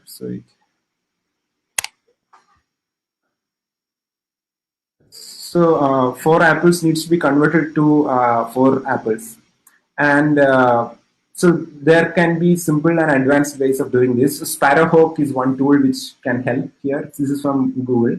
So it converts even complex stuff like $2 into something $2. But one caveat is that Sparrowhawk can be a bit hard to set up. It is some rule-based grammar, and a lot of compilation with Basel, etc. needs to be done. But if you're able to do it, that works. And second is you have to check for the language support also. All languages may not be supported, particularly maybe some low resource languages. So that is another thing to look at. So Sparrowhawk is one option. And another is performance. So this is single.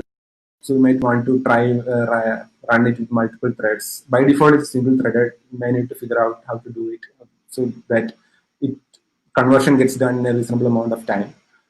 So and the simple one option you have to do is it may not work for something like $2, but let's say something like for apples, you can just do some word-based extraction, and if you find that it's in the number range, use a tool like num2words to convert it into the corresponding characters. This is one thing which you would need to do. And numbers, ignoring numbers will cause a lot of problems, right? Let's say if you just filter out numbers, what you would end up having is a training data with very low representation of numbers.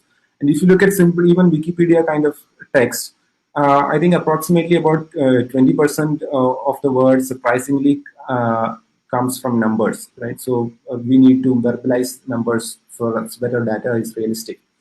And normalization is another thing which is to be done, particularly for Indic languages.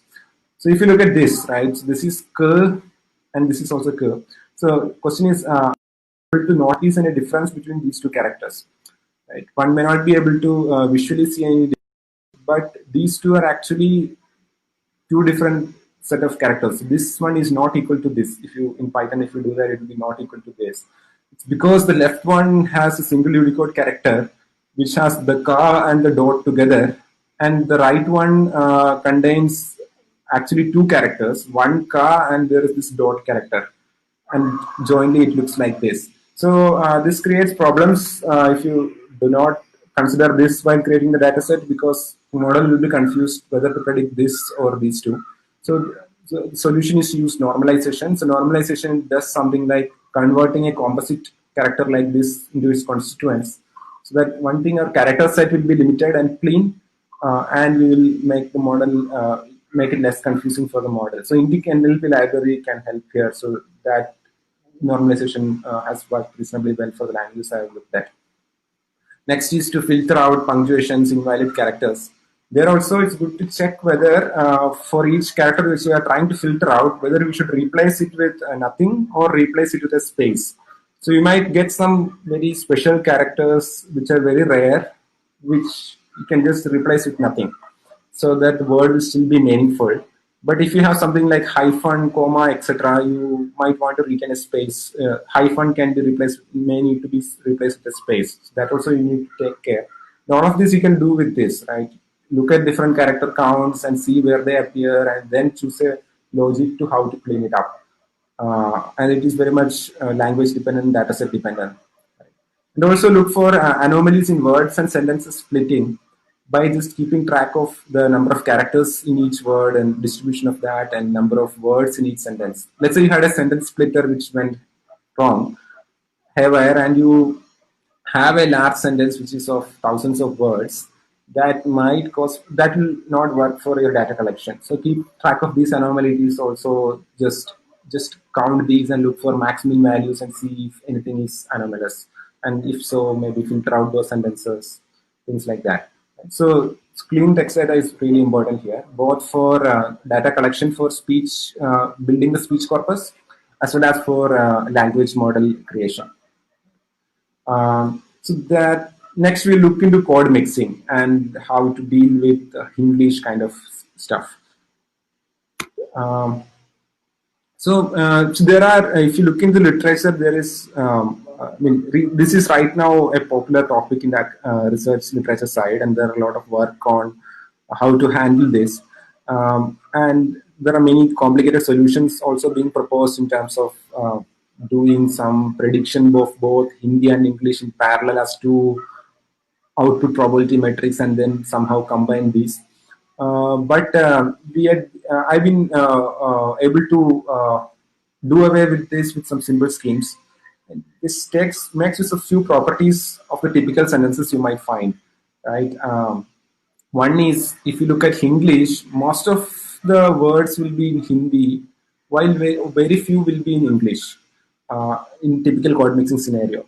It may be something like 300 rupees chahiye. So people may be speaking numbers in English, maybe few common English words, maybe the name of your products in English, but that it is maybe smaller. So we might consider maybe only 10% or less maybe in English. That is one thing to note. And second thing is that yeah, we need not deal with two scripts. We can do some post processing to take care of most of this words in English words in Hindi if they are written in this form, right? So one solution, simple one, which has so far worked for us, is to use a common script like Devanagari for representing English words. So if you have how are you transliterate that and convert it to Devanagari like this, right? And so that means you have to incorporate English at data collection time itself to some extent. And this also allows to use, since we know that English has a lot of publicly available training data, you can leverage those also to some extent. Right? So we can include transliterated public domain English data also in training. You can also do both public and private sources. Let's say you have some other corpus for, let's say, English internal specific for domain. You can transliterate that and use it also. So it will help you to get even some product words, product name like words and common English words, etc. And if you do this and also try to you track the proportion of English which you are adding in the training data and make sure that it doesn't dominate over Hindi, then you can kind of handle code mixing to a large extent without having a complicated scheme.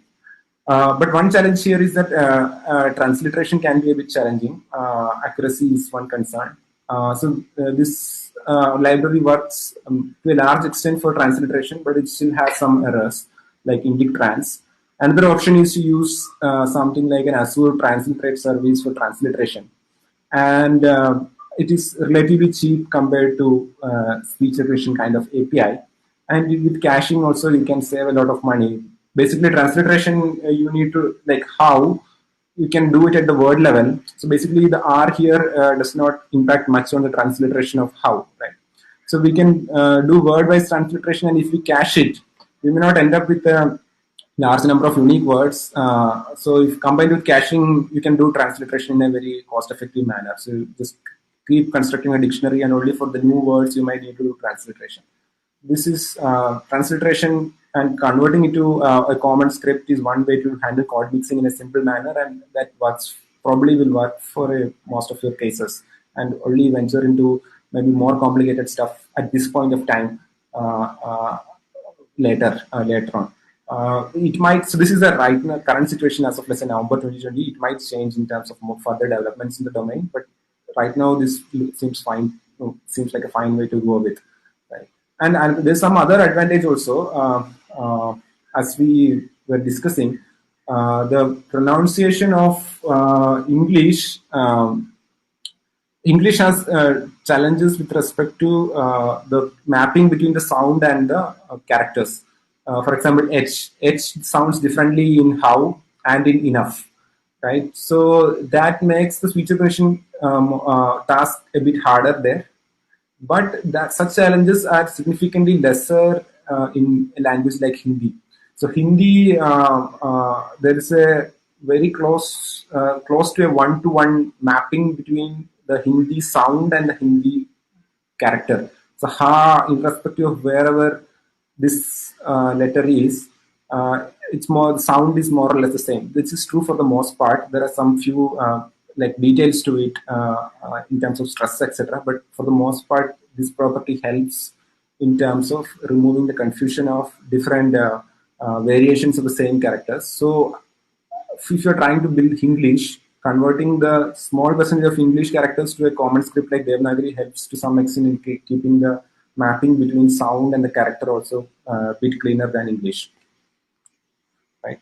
So now we look into the other speed data characteristics of speech and how to handle these. So background noise, audio codecs, sampling rate, distance from the microphone, speed, volume, etc.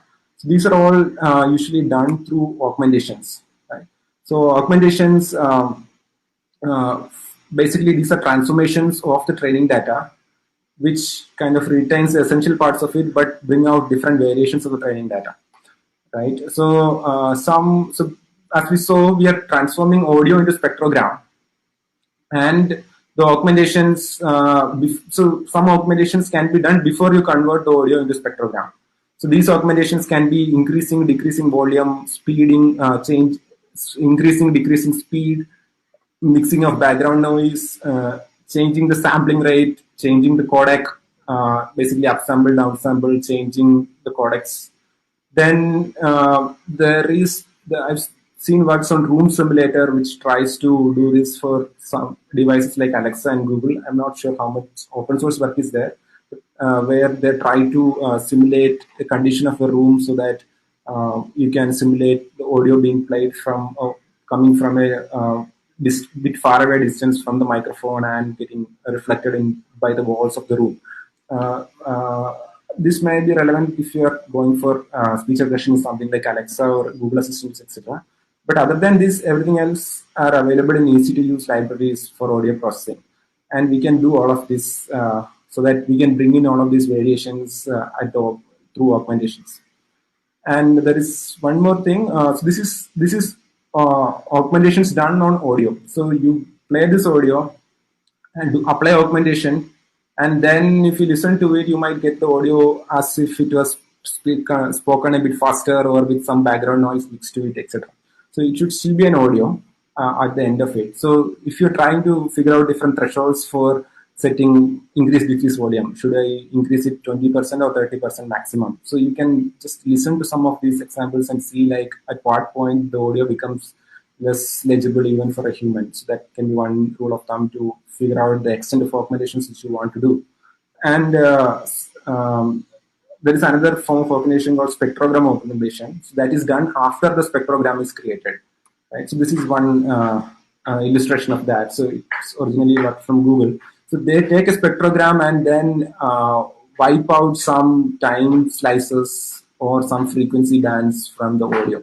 So this kind of possibly tries to mimic the loss of audio quality with respect to time or some certain frequencies. There's a few more Specaugment transformations. So this also can be applied while training. So one thing here is that if you look at this transformation, this is a vectorized transformation. It can be done in parallel for each pixel. So this makes it very efficient to do. Right? It's just like a small image processing task done in parallel. It can be done in GPUs. Right? But if you look at the other augmentations, these are relatively heavy audio augmentations like mixing, speed, background noise, resampling, etc. So this is computationally intensive and it could interfere with your training process in terms of trying to compete for the same hardware resources while doing it. So one trick there is to combine doing this augmentation both offline and online. Right? So one way to do this is the heavy augmentation stuff like this, increase volume, background noise, resampling, codec conversion, etc. Do it offline. Basically, take your training data, apply these augmentations randomly multiple times, and then the resulting audio just keep storing it. Right. So your original audio may be, let's say, 1,000 hours. At the end of this, you might, since you are repeatedly creating copies of it with variations, you might end up with, let's say, 10 times the data. So then you keep that and store offline. Now, while you are running your training, do only spectrogram augmentations, which are relatively faster to do. That is one way to kind of speed up your training and make sure that your augmentations computation does not compete with your training hardware. So that is one way to speed up training. So now if you look at the original picture and you look at how we are trying to capture these different variations. In terms of style, we have this red and spontaneous. So far we have not captured it. We are still reading with people actually reading and looking at some portal and reading. So that can be achieved through forced alignment, which I'll be talking later. And length of audio is also another variations where we have incorporated to some extent by including some short word. We can do by incorporating some short words in our text to be read, but still modeling that is still a challenge, right? That is one way, but few of it can be done with some modeling techniques too. That also I briefly touch upon. Now, question of accent, location, age, gender, these kind of variations. One way is to get with diverse contributors and how smartly you are able to get that. And also we talked about how to ensure that you are not overfitting for certain accent or type of speakers through intelligently putting your speaker and text-wise separation in your train, dev, and test data. There is more we can do here that also comes in this forced alignment side. We'll come to that. So then domain with text corpus and background noise can be mixed with augmentation, but there are still like some stars here. So asterisks here. We can mix background noise. That is one way to simulate background noise, but there are few there are few details like this Lombard effect. So basically, the way we speak in a noisy environment is very different from the way we speak in a silent room. You might stress more, your pitch might change, etc. So these features are not captured if you just collect audio in a silent room and mix background noise later, right? It could work to some extent, but there are still some details left. So the way Baidu folks have tried to address this is while collecting the audio, they were playing some background noise through headphones so that you could try to simulate the Lombard effect. That is one way to do, but although it might reduce accuracy, mixing background noise also works to a large extent. So next is audio codec, that also done through augmentation, sampling rate done through augmentation, and channels. I think for the most part, simplest way to do now. If you have stereo audio, just combine that into a single mono audio, that works. And if you want to do simulate different distances, room simulator is one way to go if you're trying to build something for, let's say, Alexa or Google Assistant like device. I have not used this, but I have looked at whether there's a difference in training with, let's say, data collected through a desktop headphone and whether it works fine for a phone when people speak through a smartphone microphone. And I haven't seen any significant drop in accuracy. So these variation may not matter much, but far field obviously looks like it might matter, where you might have to go for more involved augmentations. Right. Cold mixing, we are simply doing it, getting away with handling it with adding transliterated data that works to a large extent, and speed, volume, etc. We are doing with augmentations. Right. Yeah. So now where are we? Right? Let's say we created our seed data corpus. Let's say that's about hundreds of hours we were able to collect, and as we saw, it is very expensive and we are prone to make mistakes, right? So, but let's say we did that, but still we are far cry from something like 10,000 hours or much more, which you want to do for doing your training. So one option there is to extract data from public data sources, right? There's a few options which one could try. So YouTube has many user submitted subtitles. So you might have to worry about the license of some different videos, etc., and whether it is allowed or not. That's depending on the user. You have to make a call for yourself. So there are tools like KT Speech Crawler which are available, which can kind of create an automatically if you supply some playlist. For example, in India, NPTEL is a large data set with audio and the corresponding text, very cleanly written, manually written text. You can use something like a KT Speech Crawler to just automatically create an audio corpus out of it. Right. So this is one option. And audiobooks, LibreWorks has a large number of audiobooks. So we can easily get for public domain text. You can get the corresponding text too. And at least for English, it is estimated to contain more than about 50 to 60,000 hours of English data. I don't have the numbers for other languages, but that also one could check out for your respective language. News bulletins is another one, like radios. For example, different radio stations put both their audio for the news bulletin as well as the corresponding text online. That is another way to build an audio corpus. Movie and the corresponding subtitles is another way. And in maybe corporate settings where one could have access to such data, earnings calls are also carefully transcribed, like stock earning calls. So that's also another source for creating training data. Then last resort is another resort is to, depending on the economics of it, is to go for commercial data sets which can be used for building the training data. So one challenge here is, I think it applies to maybe these something like audiobooks or news bulletins. So the feature here is, let's say, news bulletin. You might have, let's say, 30-minute news bulletin, and they might also give the corresponding text for the 30 minutes. But what you want is like for each sentence, the audio clip and the corresponding text. So now that may be hard. So basically you have paired data, an entire long audio of 20 minutes and the entire text for that. You need to get the paired one in small chunks, like corresponding sentence audio and the corresponding sentence. Right? So that the technique for converting such long paired audio to short segments of paired audio is called forced alignment. And so what it does is it takes, let's say, if you give a sentence, a long audio and give the different sentences in it, it will give you these kind of start and end times, right? So from this, we can create audio clip from here to here as the paired text for this, a paired audio for this text. So this Aeneas is one tool which works fine, very good. So there are different ways to do forced alignment. I'm not going into detail of that, but one interesting thing to note is that forced alignment itself is an interesting audio processing problem, and it could be highly impactful if for constructing training data. So this Aeneas particularly is a TTS-based forced alignment tool. So what it does is it creates, using text-to-speech engine, it creates the audio for a given text which you are showing.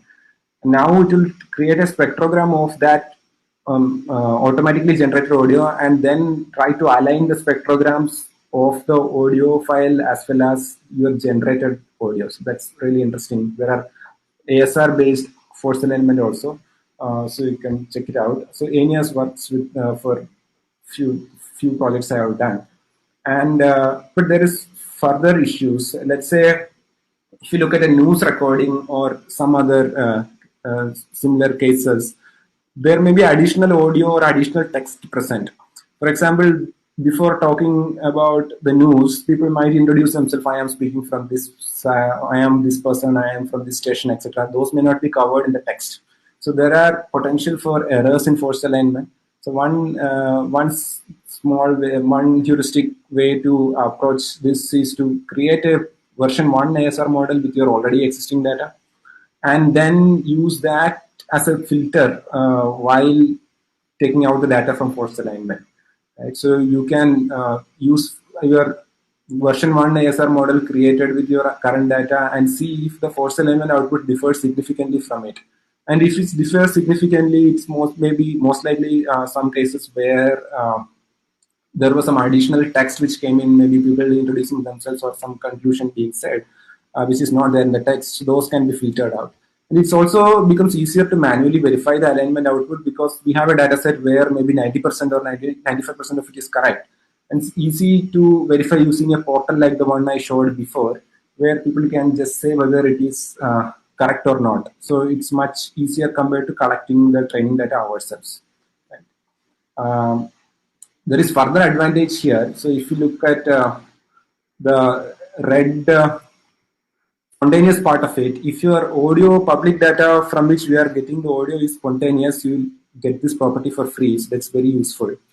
And the diversity of the contributors also increase if you try to get audio from public domain through forced alignment with a large diversity of speakers. So interviews, etc., can be a good source. Now let's say we did this. So now where are we? If I can interrupt, I think our audience must be thoroughly enjoying or thoroughly overloaded with information. So, are there any questions at this point? So we talked about a lot of issues here: data collection for non-English languages, problems specific to Hindi, and the whole diverse set of properties that speech has, and that has to be taken care when you are doing speech recognition, alignment. Are there any questions about this?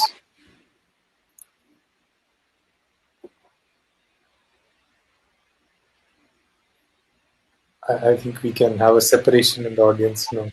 how many people are thoroughly enjoying it and how many people are thoroughly overloaded by it.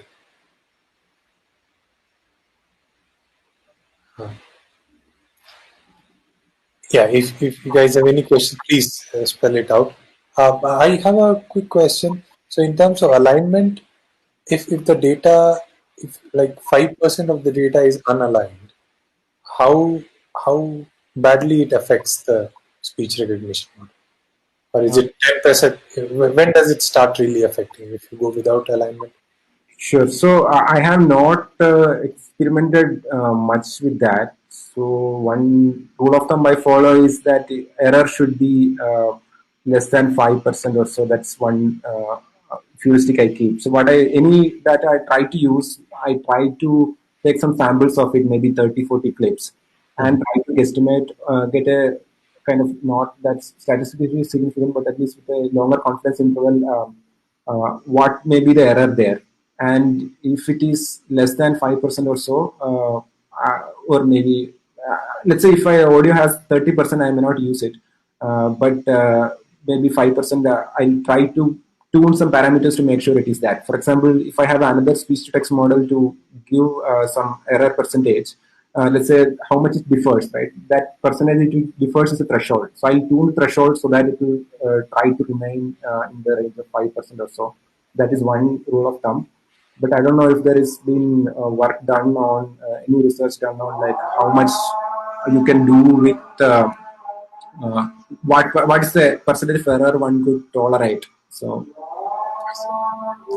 That is another. But yeah, the more you align, the better it gets. That's the general. yes. Okay. Any other questions? I am not sure how the audience is feeling right now. If somebody. Um, So any one of you can give some suggestions if you want to give some suggestions on like you want to go in detail or maybe high level instruction you can give. So I try to give the talk kind of like a buffet where you have different things, and if you're trying to build on yourself, some of the references can be useful directly used. So that is one thing I'm trying to do, but we could change on the fly too, like on depending on the need we can change. Like we can try to go high level and quickly to. okay, so I think a few people have woken up. So Anup is asking, are these alignment rules free? Yes, so the tool which I mentioned, the Anias, is free, and there is a bunch of open source tools for alignment. So these are free.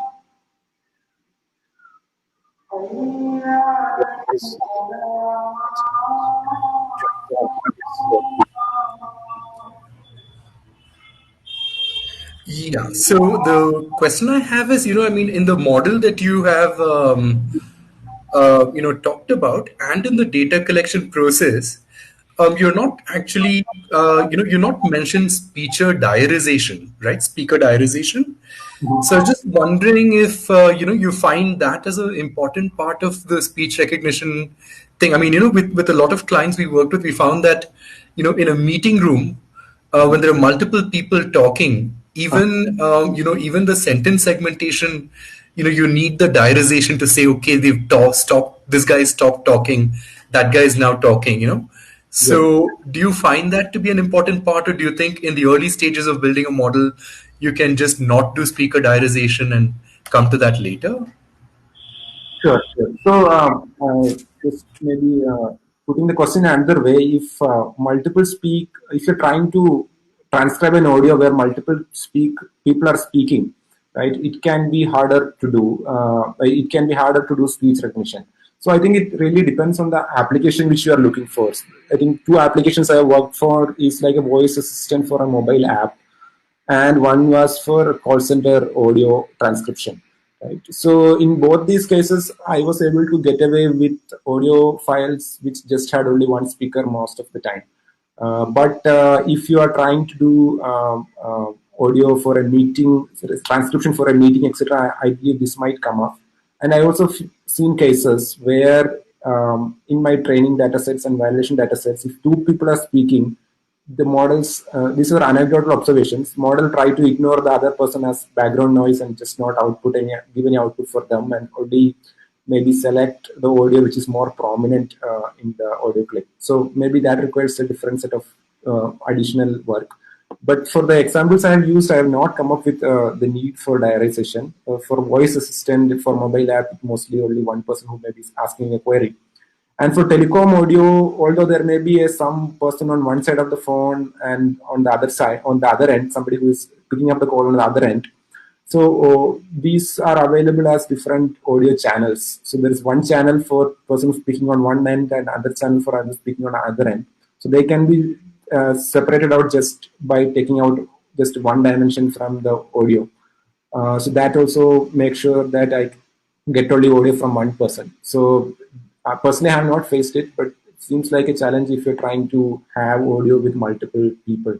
And I have not looked into works on how to handle such kind of diarizations, but it seems like we may need to do some additional work there.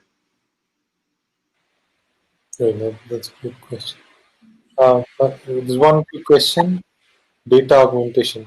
Do we get any benefit from augmenting with different audio codecs?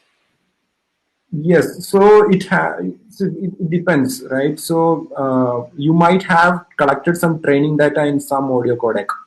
Let's say you are using a website for collecting data, you might have got it in some MP3 format with some high sampling rate. But let's say you are trying to build a speech recognition system for a call center where the audio format is different. Telecom audio is typically in this MULO codec, and the kilohertz, the sampling rate is also small. So you have training data in one form and your target domain has audio in another codec.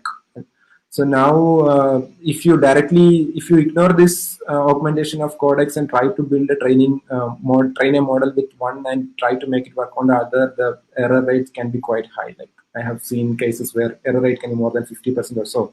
But if you do this codec augmentation, that can immediately drop down by multiple times through just the codec augmentation.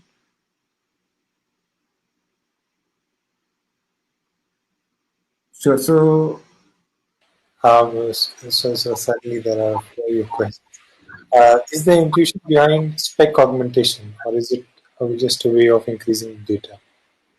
So the original proposal this paper came out last year. The original proposal from Google was to do away with the offline, the kind of audio augmentations like speed and volume, etc., and do only spec augment, and that works, right? So one would try to think that their intuition was to represent the pure audio based augmentation just using spectrograms. But there are two augmentations mentioned there. There is which is like just masking out the time and frequency bands. There is some more stuff on augmentation or spec augment like time warping, where you try to kind of pull the image, squeeze the image, etc., to maybe try to bring in the case of fast and slow speech. So one could think the intuition behind augmentation is to try to simulate every other augmentation, like in the best scenario, right? Or do away with the other thing completely. But later on, systems, let's say if you look at wave to letter or let's say other Quartznet kind of NVIDIA's open source projects, people try to do both. And I also believe like maybe different stuff like volume, etc., may not be able to be simulated with spec augment alone. So maybe the intuition was to simulate everything, but it may not be possible. That's why we right now do with both offline and online spec augmentation. Yeah, and in general, as you mentioned, as Venkatesh asked, it is a way of increasing the augmentation is a way of increasing the training data quantity as well as diversity. Sounds very good. Yeah, so please continue. There are in the audience. So I think I'll go with the same flow. Maybe it might take 15 minutes or more, 15 minutes or so. Okay. And hopefully we are assuming it's not overloaded, at least for few people. Yeah, I think yeah, a lot of people are thoroughly enjoying. There's huge amount of information in this talk. I'm not sure in any other is it's possible to Sure. get all aspects of it. Yeah, thanks. audience can we just mission for 15 more minutes. We'll finish and continue. Um, so now, as I mentioned, spontaneous one can be taken with forced element, taken care with forced element if you have the corresponding publicly available data set, right? So next is like we got some data through forced alignment, but we see that English has a huge amount of data, like order of 10,000s of hours of data, pre-trained models easily available. There is one from Facebook, one from Baidu, 54K, 12K hours. Can we utilize this in addition to the 1,000 hours, let's say we think we have for Hindi, right? So this is common, and the transfer learning approach is also standard as typical deep learning applications. So the simple thing is to initialize the model parameters which are in English fine-tuned using the Hindi data. So now, if you are transfer learning from English to English, you may not have to do much. Just initialize the model parameters and just train directly as if you are training from scratch.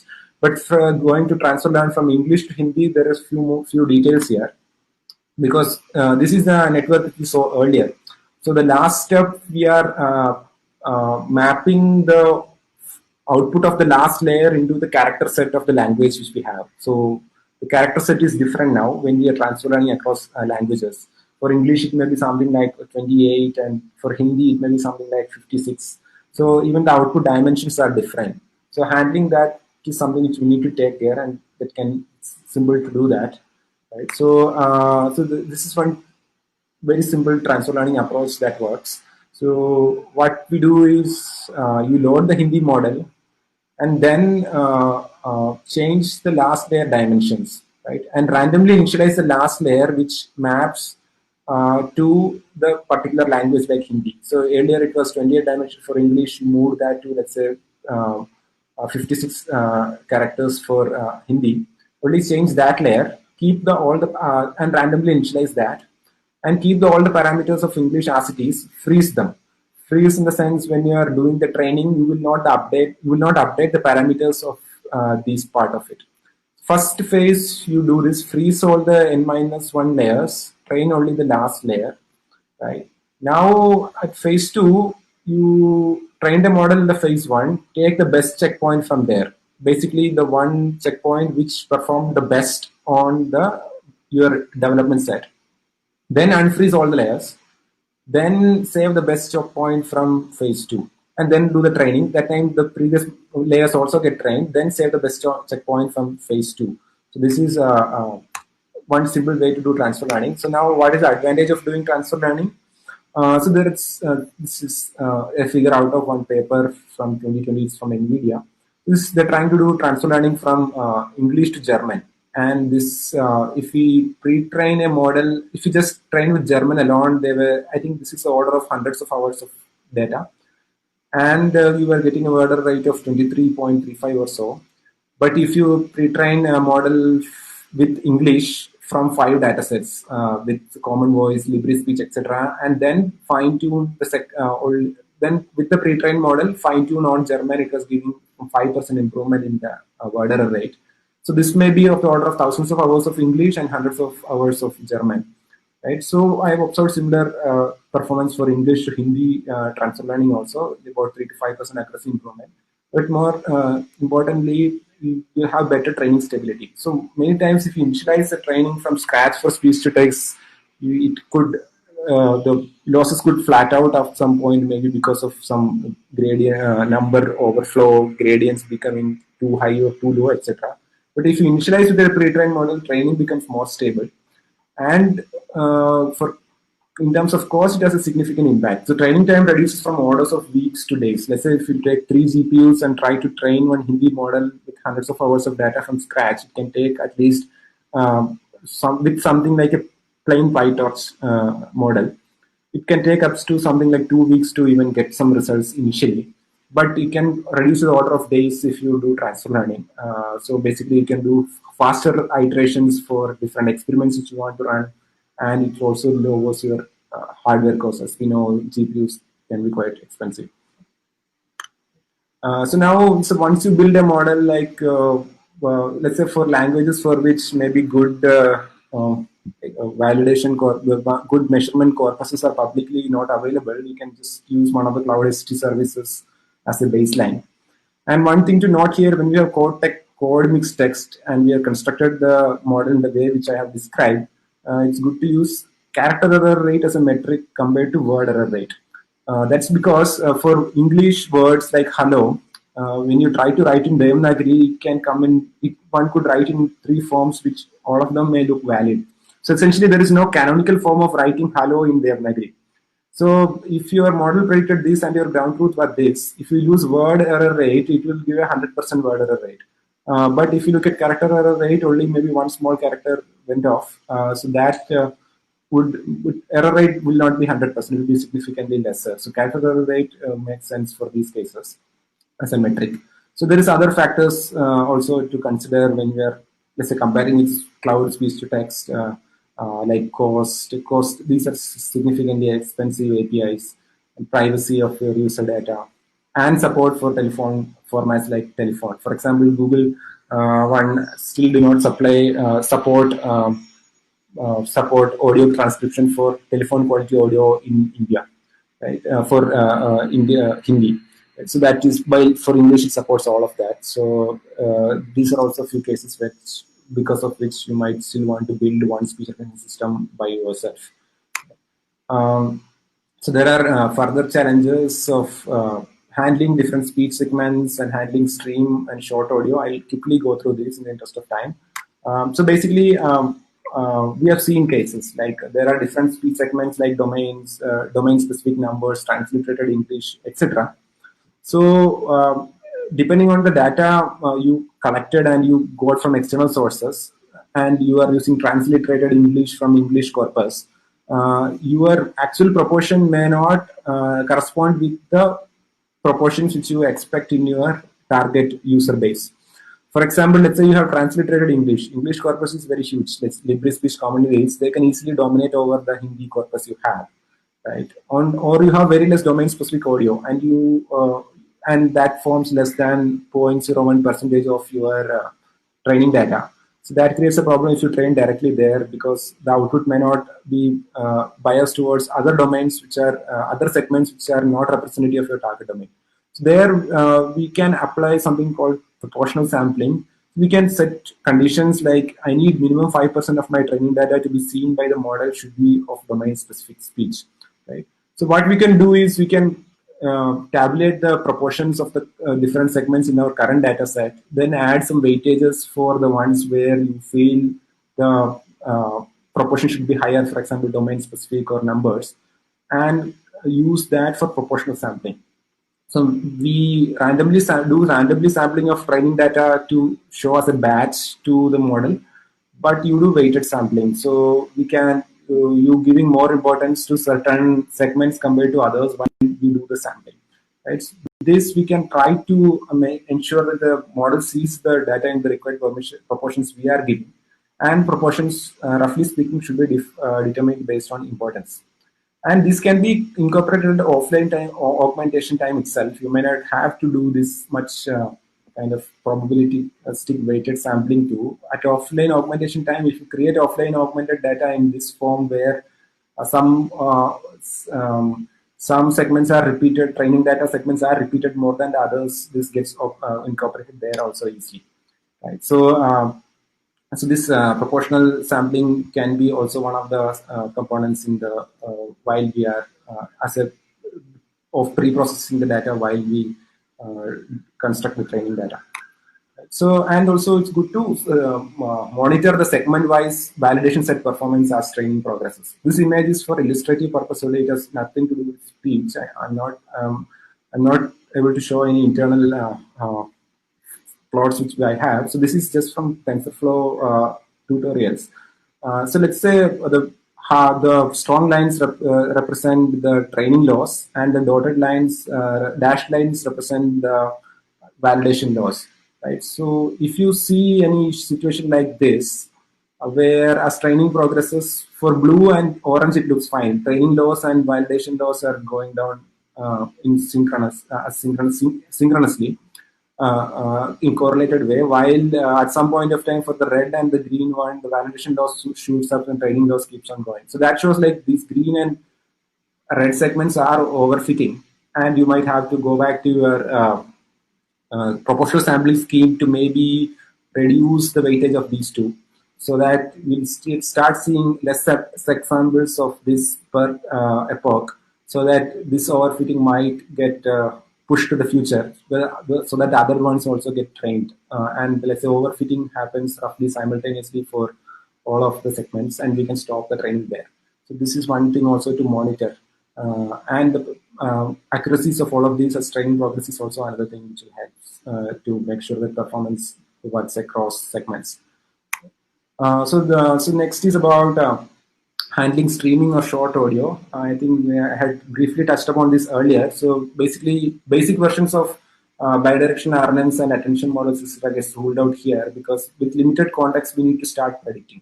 And that goes against the basic principles of both of these. But there are variations of, let's say, chunking based attention, etc., which could help. I have not checked those out, but there could be ways. So quickly show two ways in which it has been addressed. This is from Facebook's recent work. So what they claim is that just by increasing the padding of the convolutions, we can do this to a large extent. So basically, they keep a padding or left padding for the convolution of 8, other than instead of a typical value of smaller one like 4 or 3 or so. So that you're training the model to start predicting even with very less context, like only the first few time segments. And as training goes forwards, you might get the full data filled in, but model should be able to start predicting early. Because we have the bigger padding, and with limited context also it should be able to start predicting. So I've observed that this streaming works fine for this, but I have not like evaluated the accuracy kind of quantitatively and compared with other techniques. What they show in the paper is that the accuracy difference is minimal if you do streaming recognition as well as other without doing this left padding based limited context training. Another technique which I personally have tried and that has worked out was for short audios, where accuracy needs to be high even when the small audio chunks also needs to be predicted. So here one thing is it's a simple approach. So we know that our model, so we train a model with deals with long audios and it performs fine. And we can try to use that as a ground truth for training, making it work with short audios too. So you give a model the entire audio, and it predicts outputs the probability metrics, right? So now what we do is same one, we mask out certain parts of the input so that we are giving a very short audio for the model to predict, and it predicts only for those portions, right? Only sensible ones are only for those portions. And one would try to make sure that the prediction of it made while it has the full context is closer to the prediction it is doing when it has very limited context. So this can be considered as an additional loss along with your CTC loss. And that can also be minimized as a combined loss. So this had helped. So this is something like it's trying to learn to predict with limited context. So this as for short audios, I have observed it has had significant impact in reducing the error rate for that, going from something like 55% to about 20% or so. This is another thing which works. And it's not clear like which is better. So this looks much simpler. So maybe the first thing to try this. For short audios, if you have significant problems, this is another approach you could try out, and it's simple to implement. So these are interesting directions for future R&D. I'm concluding the talk. So there is good amount of work happening right now on creating pre-trained models from unsupervised audio. One example is Wave2X 2.0, and you might have seen some articles on this.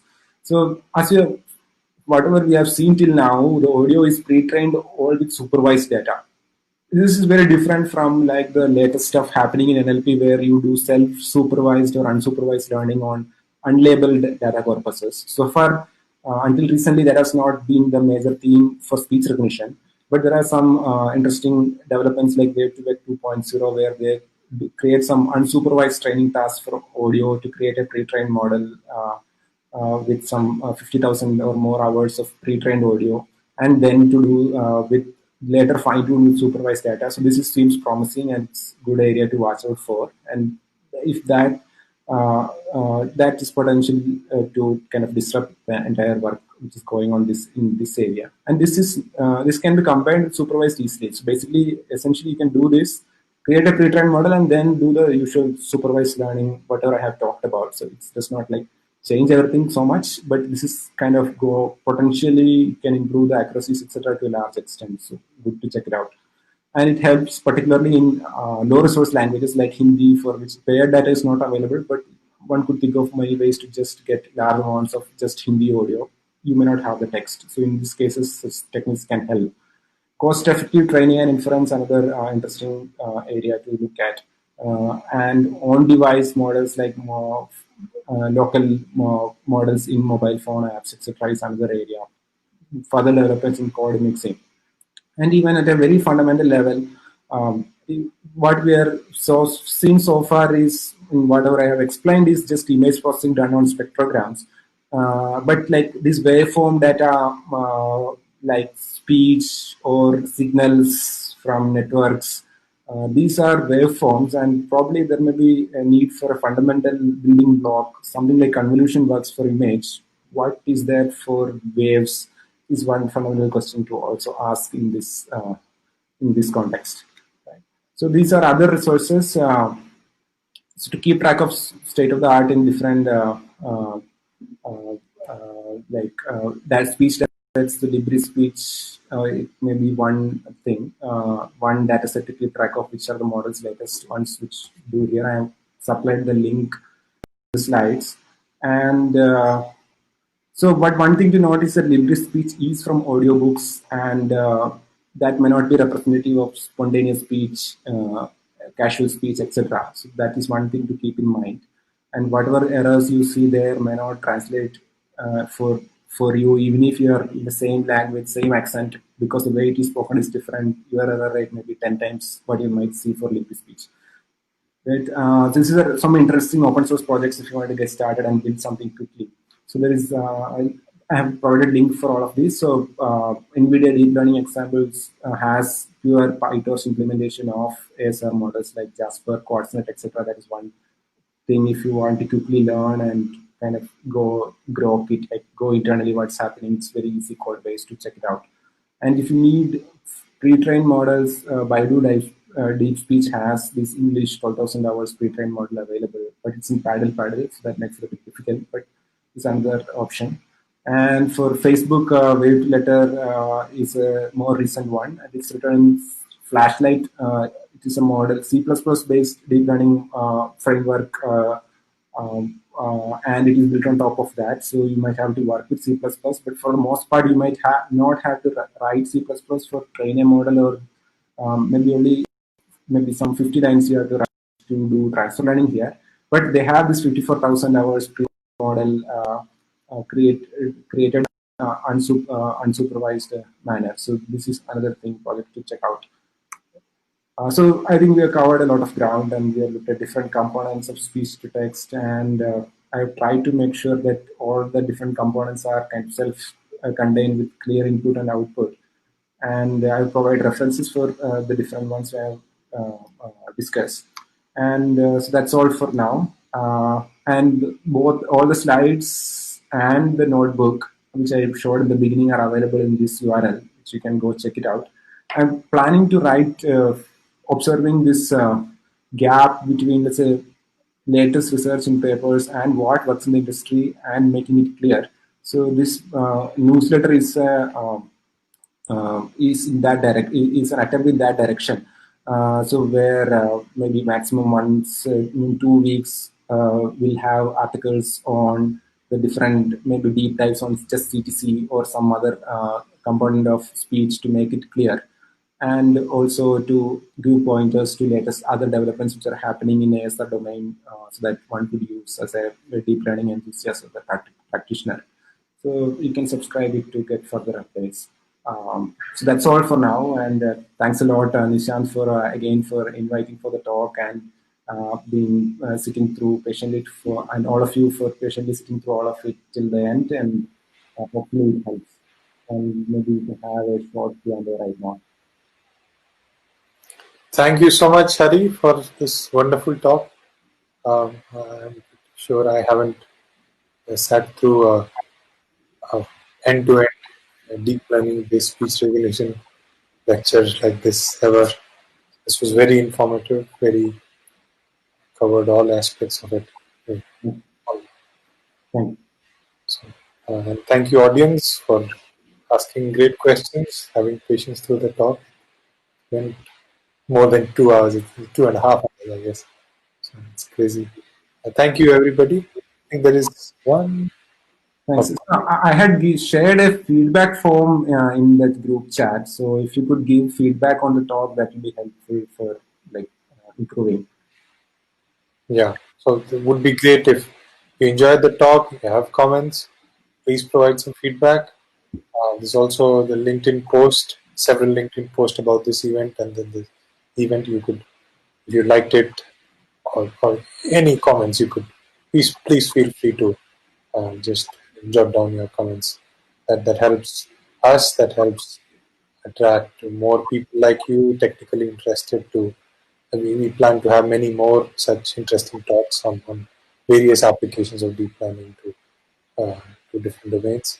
So that will really help us to improve and attract more people. I think there is one question.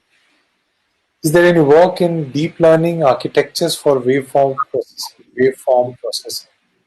Yeah, so that I was mentioning that. So the predominant one, at least for speech recognition, is to do this traditional signal processing methods like Fourier transforms as a front end, and then later convert it to a image processing problem. Right. So I haven't, at least in the mainstream speech one, which has been used in practice, I've not found work where one would be able to do with raw audio, and that would be something interesting to look at. There are some attempts like initial wave to letter, which has some kind of a learnable front end which is like another maybe an enhanced version of the spectrogram.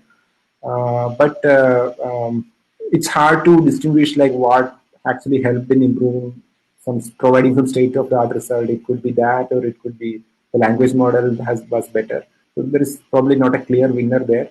So this is a good area for fundamental research on deep learning architectures for particularly wave data. And this is not limited to speech. So if you look at some sensors or some network communication, so these are all these kind of continuous waveforms. And what are the right abstractions for these? Maybe something interesting. Okay, thank you so much, everybody, for attending this talk. Saturday morning has turned into afternoon, but yeah, thank you so much. We plan to have more such talks. Please follow OffNote Labs and yeah, again, feedback if you have, please use the form or post it on the events page. Thank you. We are concluding. Thank you, everyone. Thank you, everyone. Bye bye.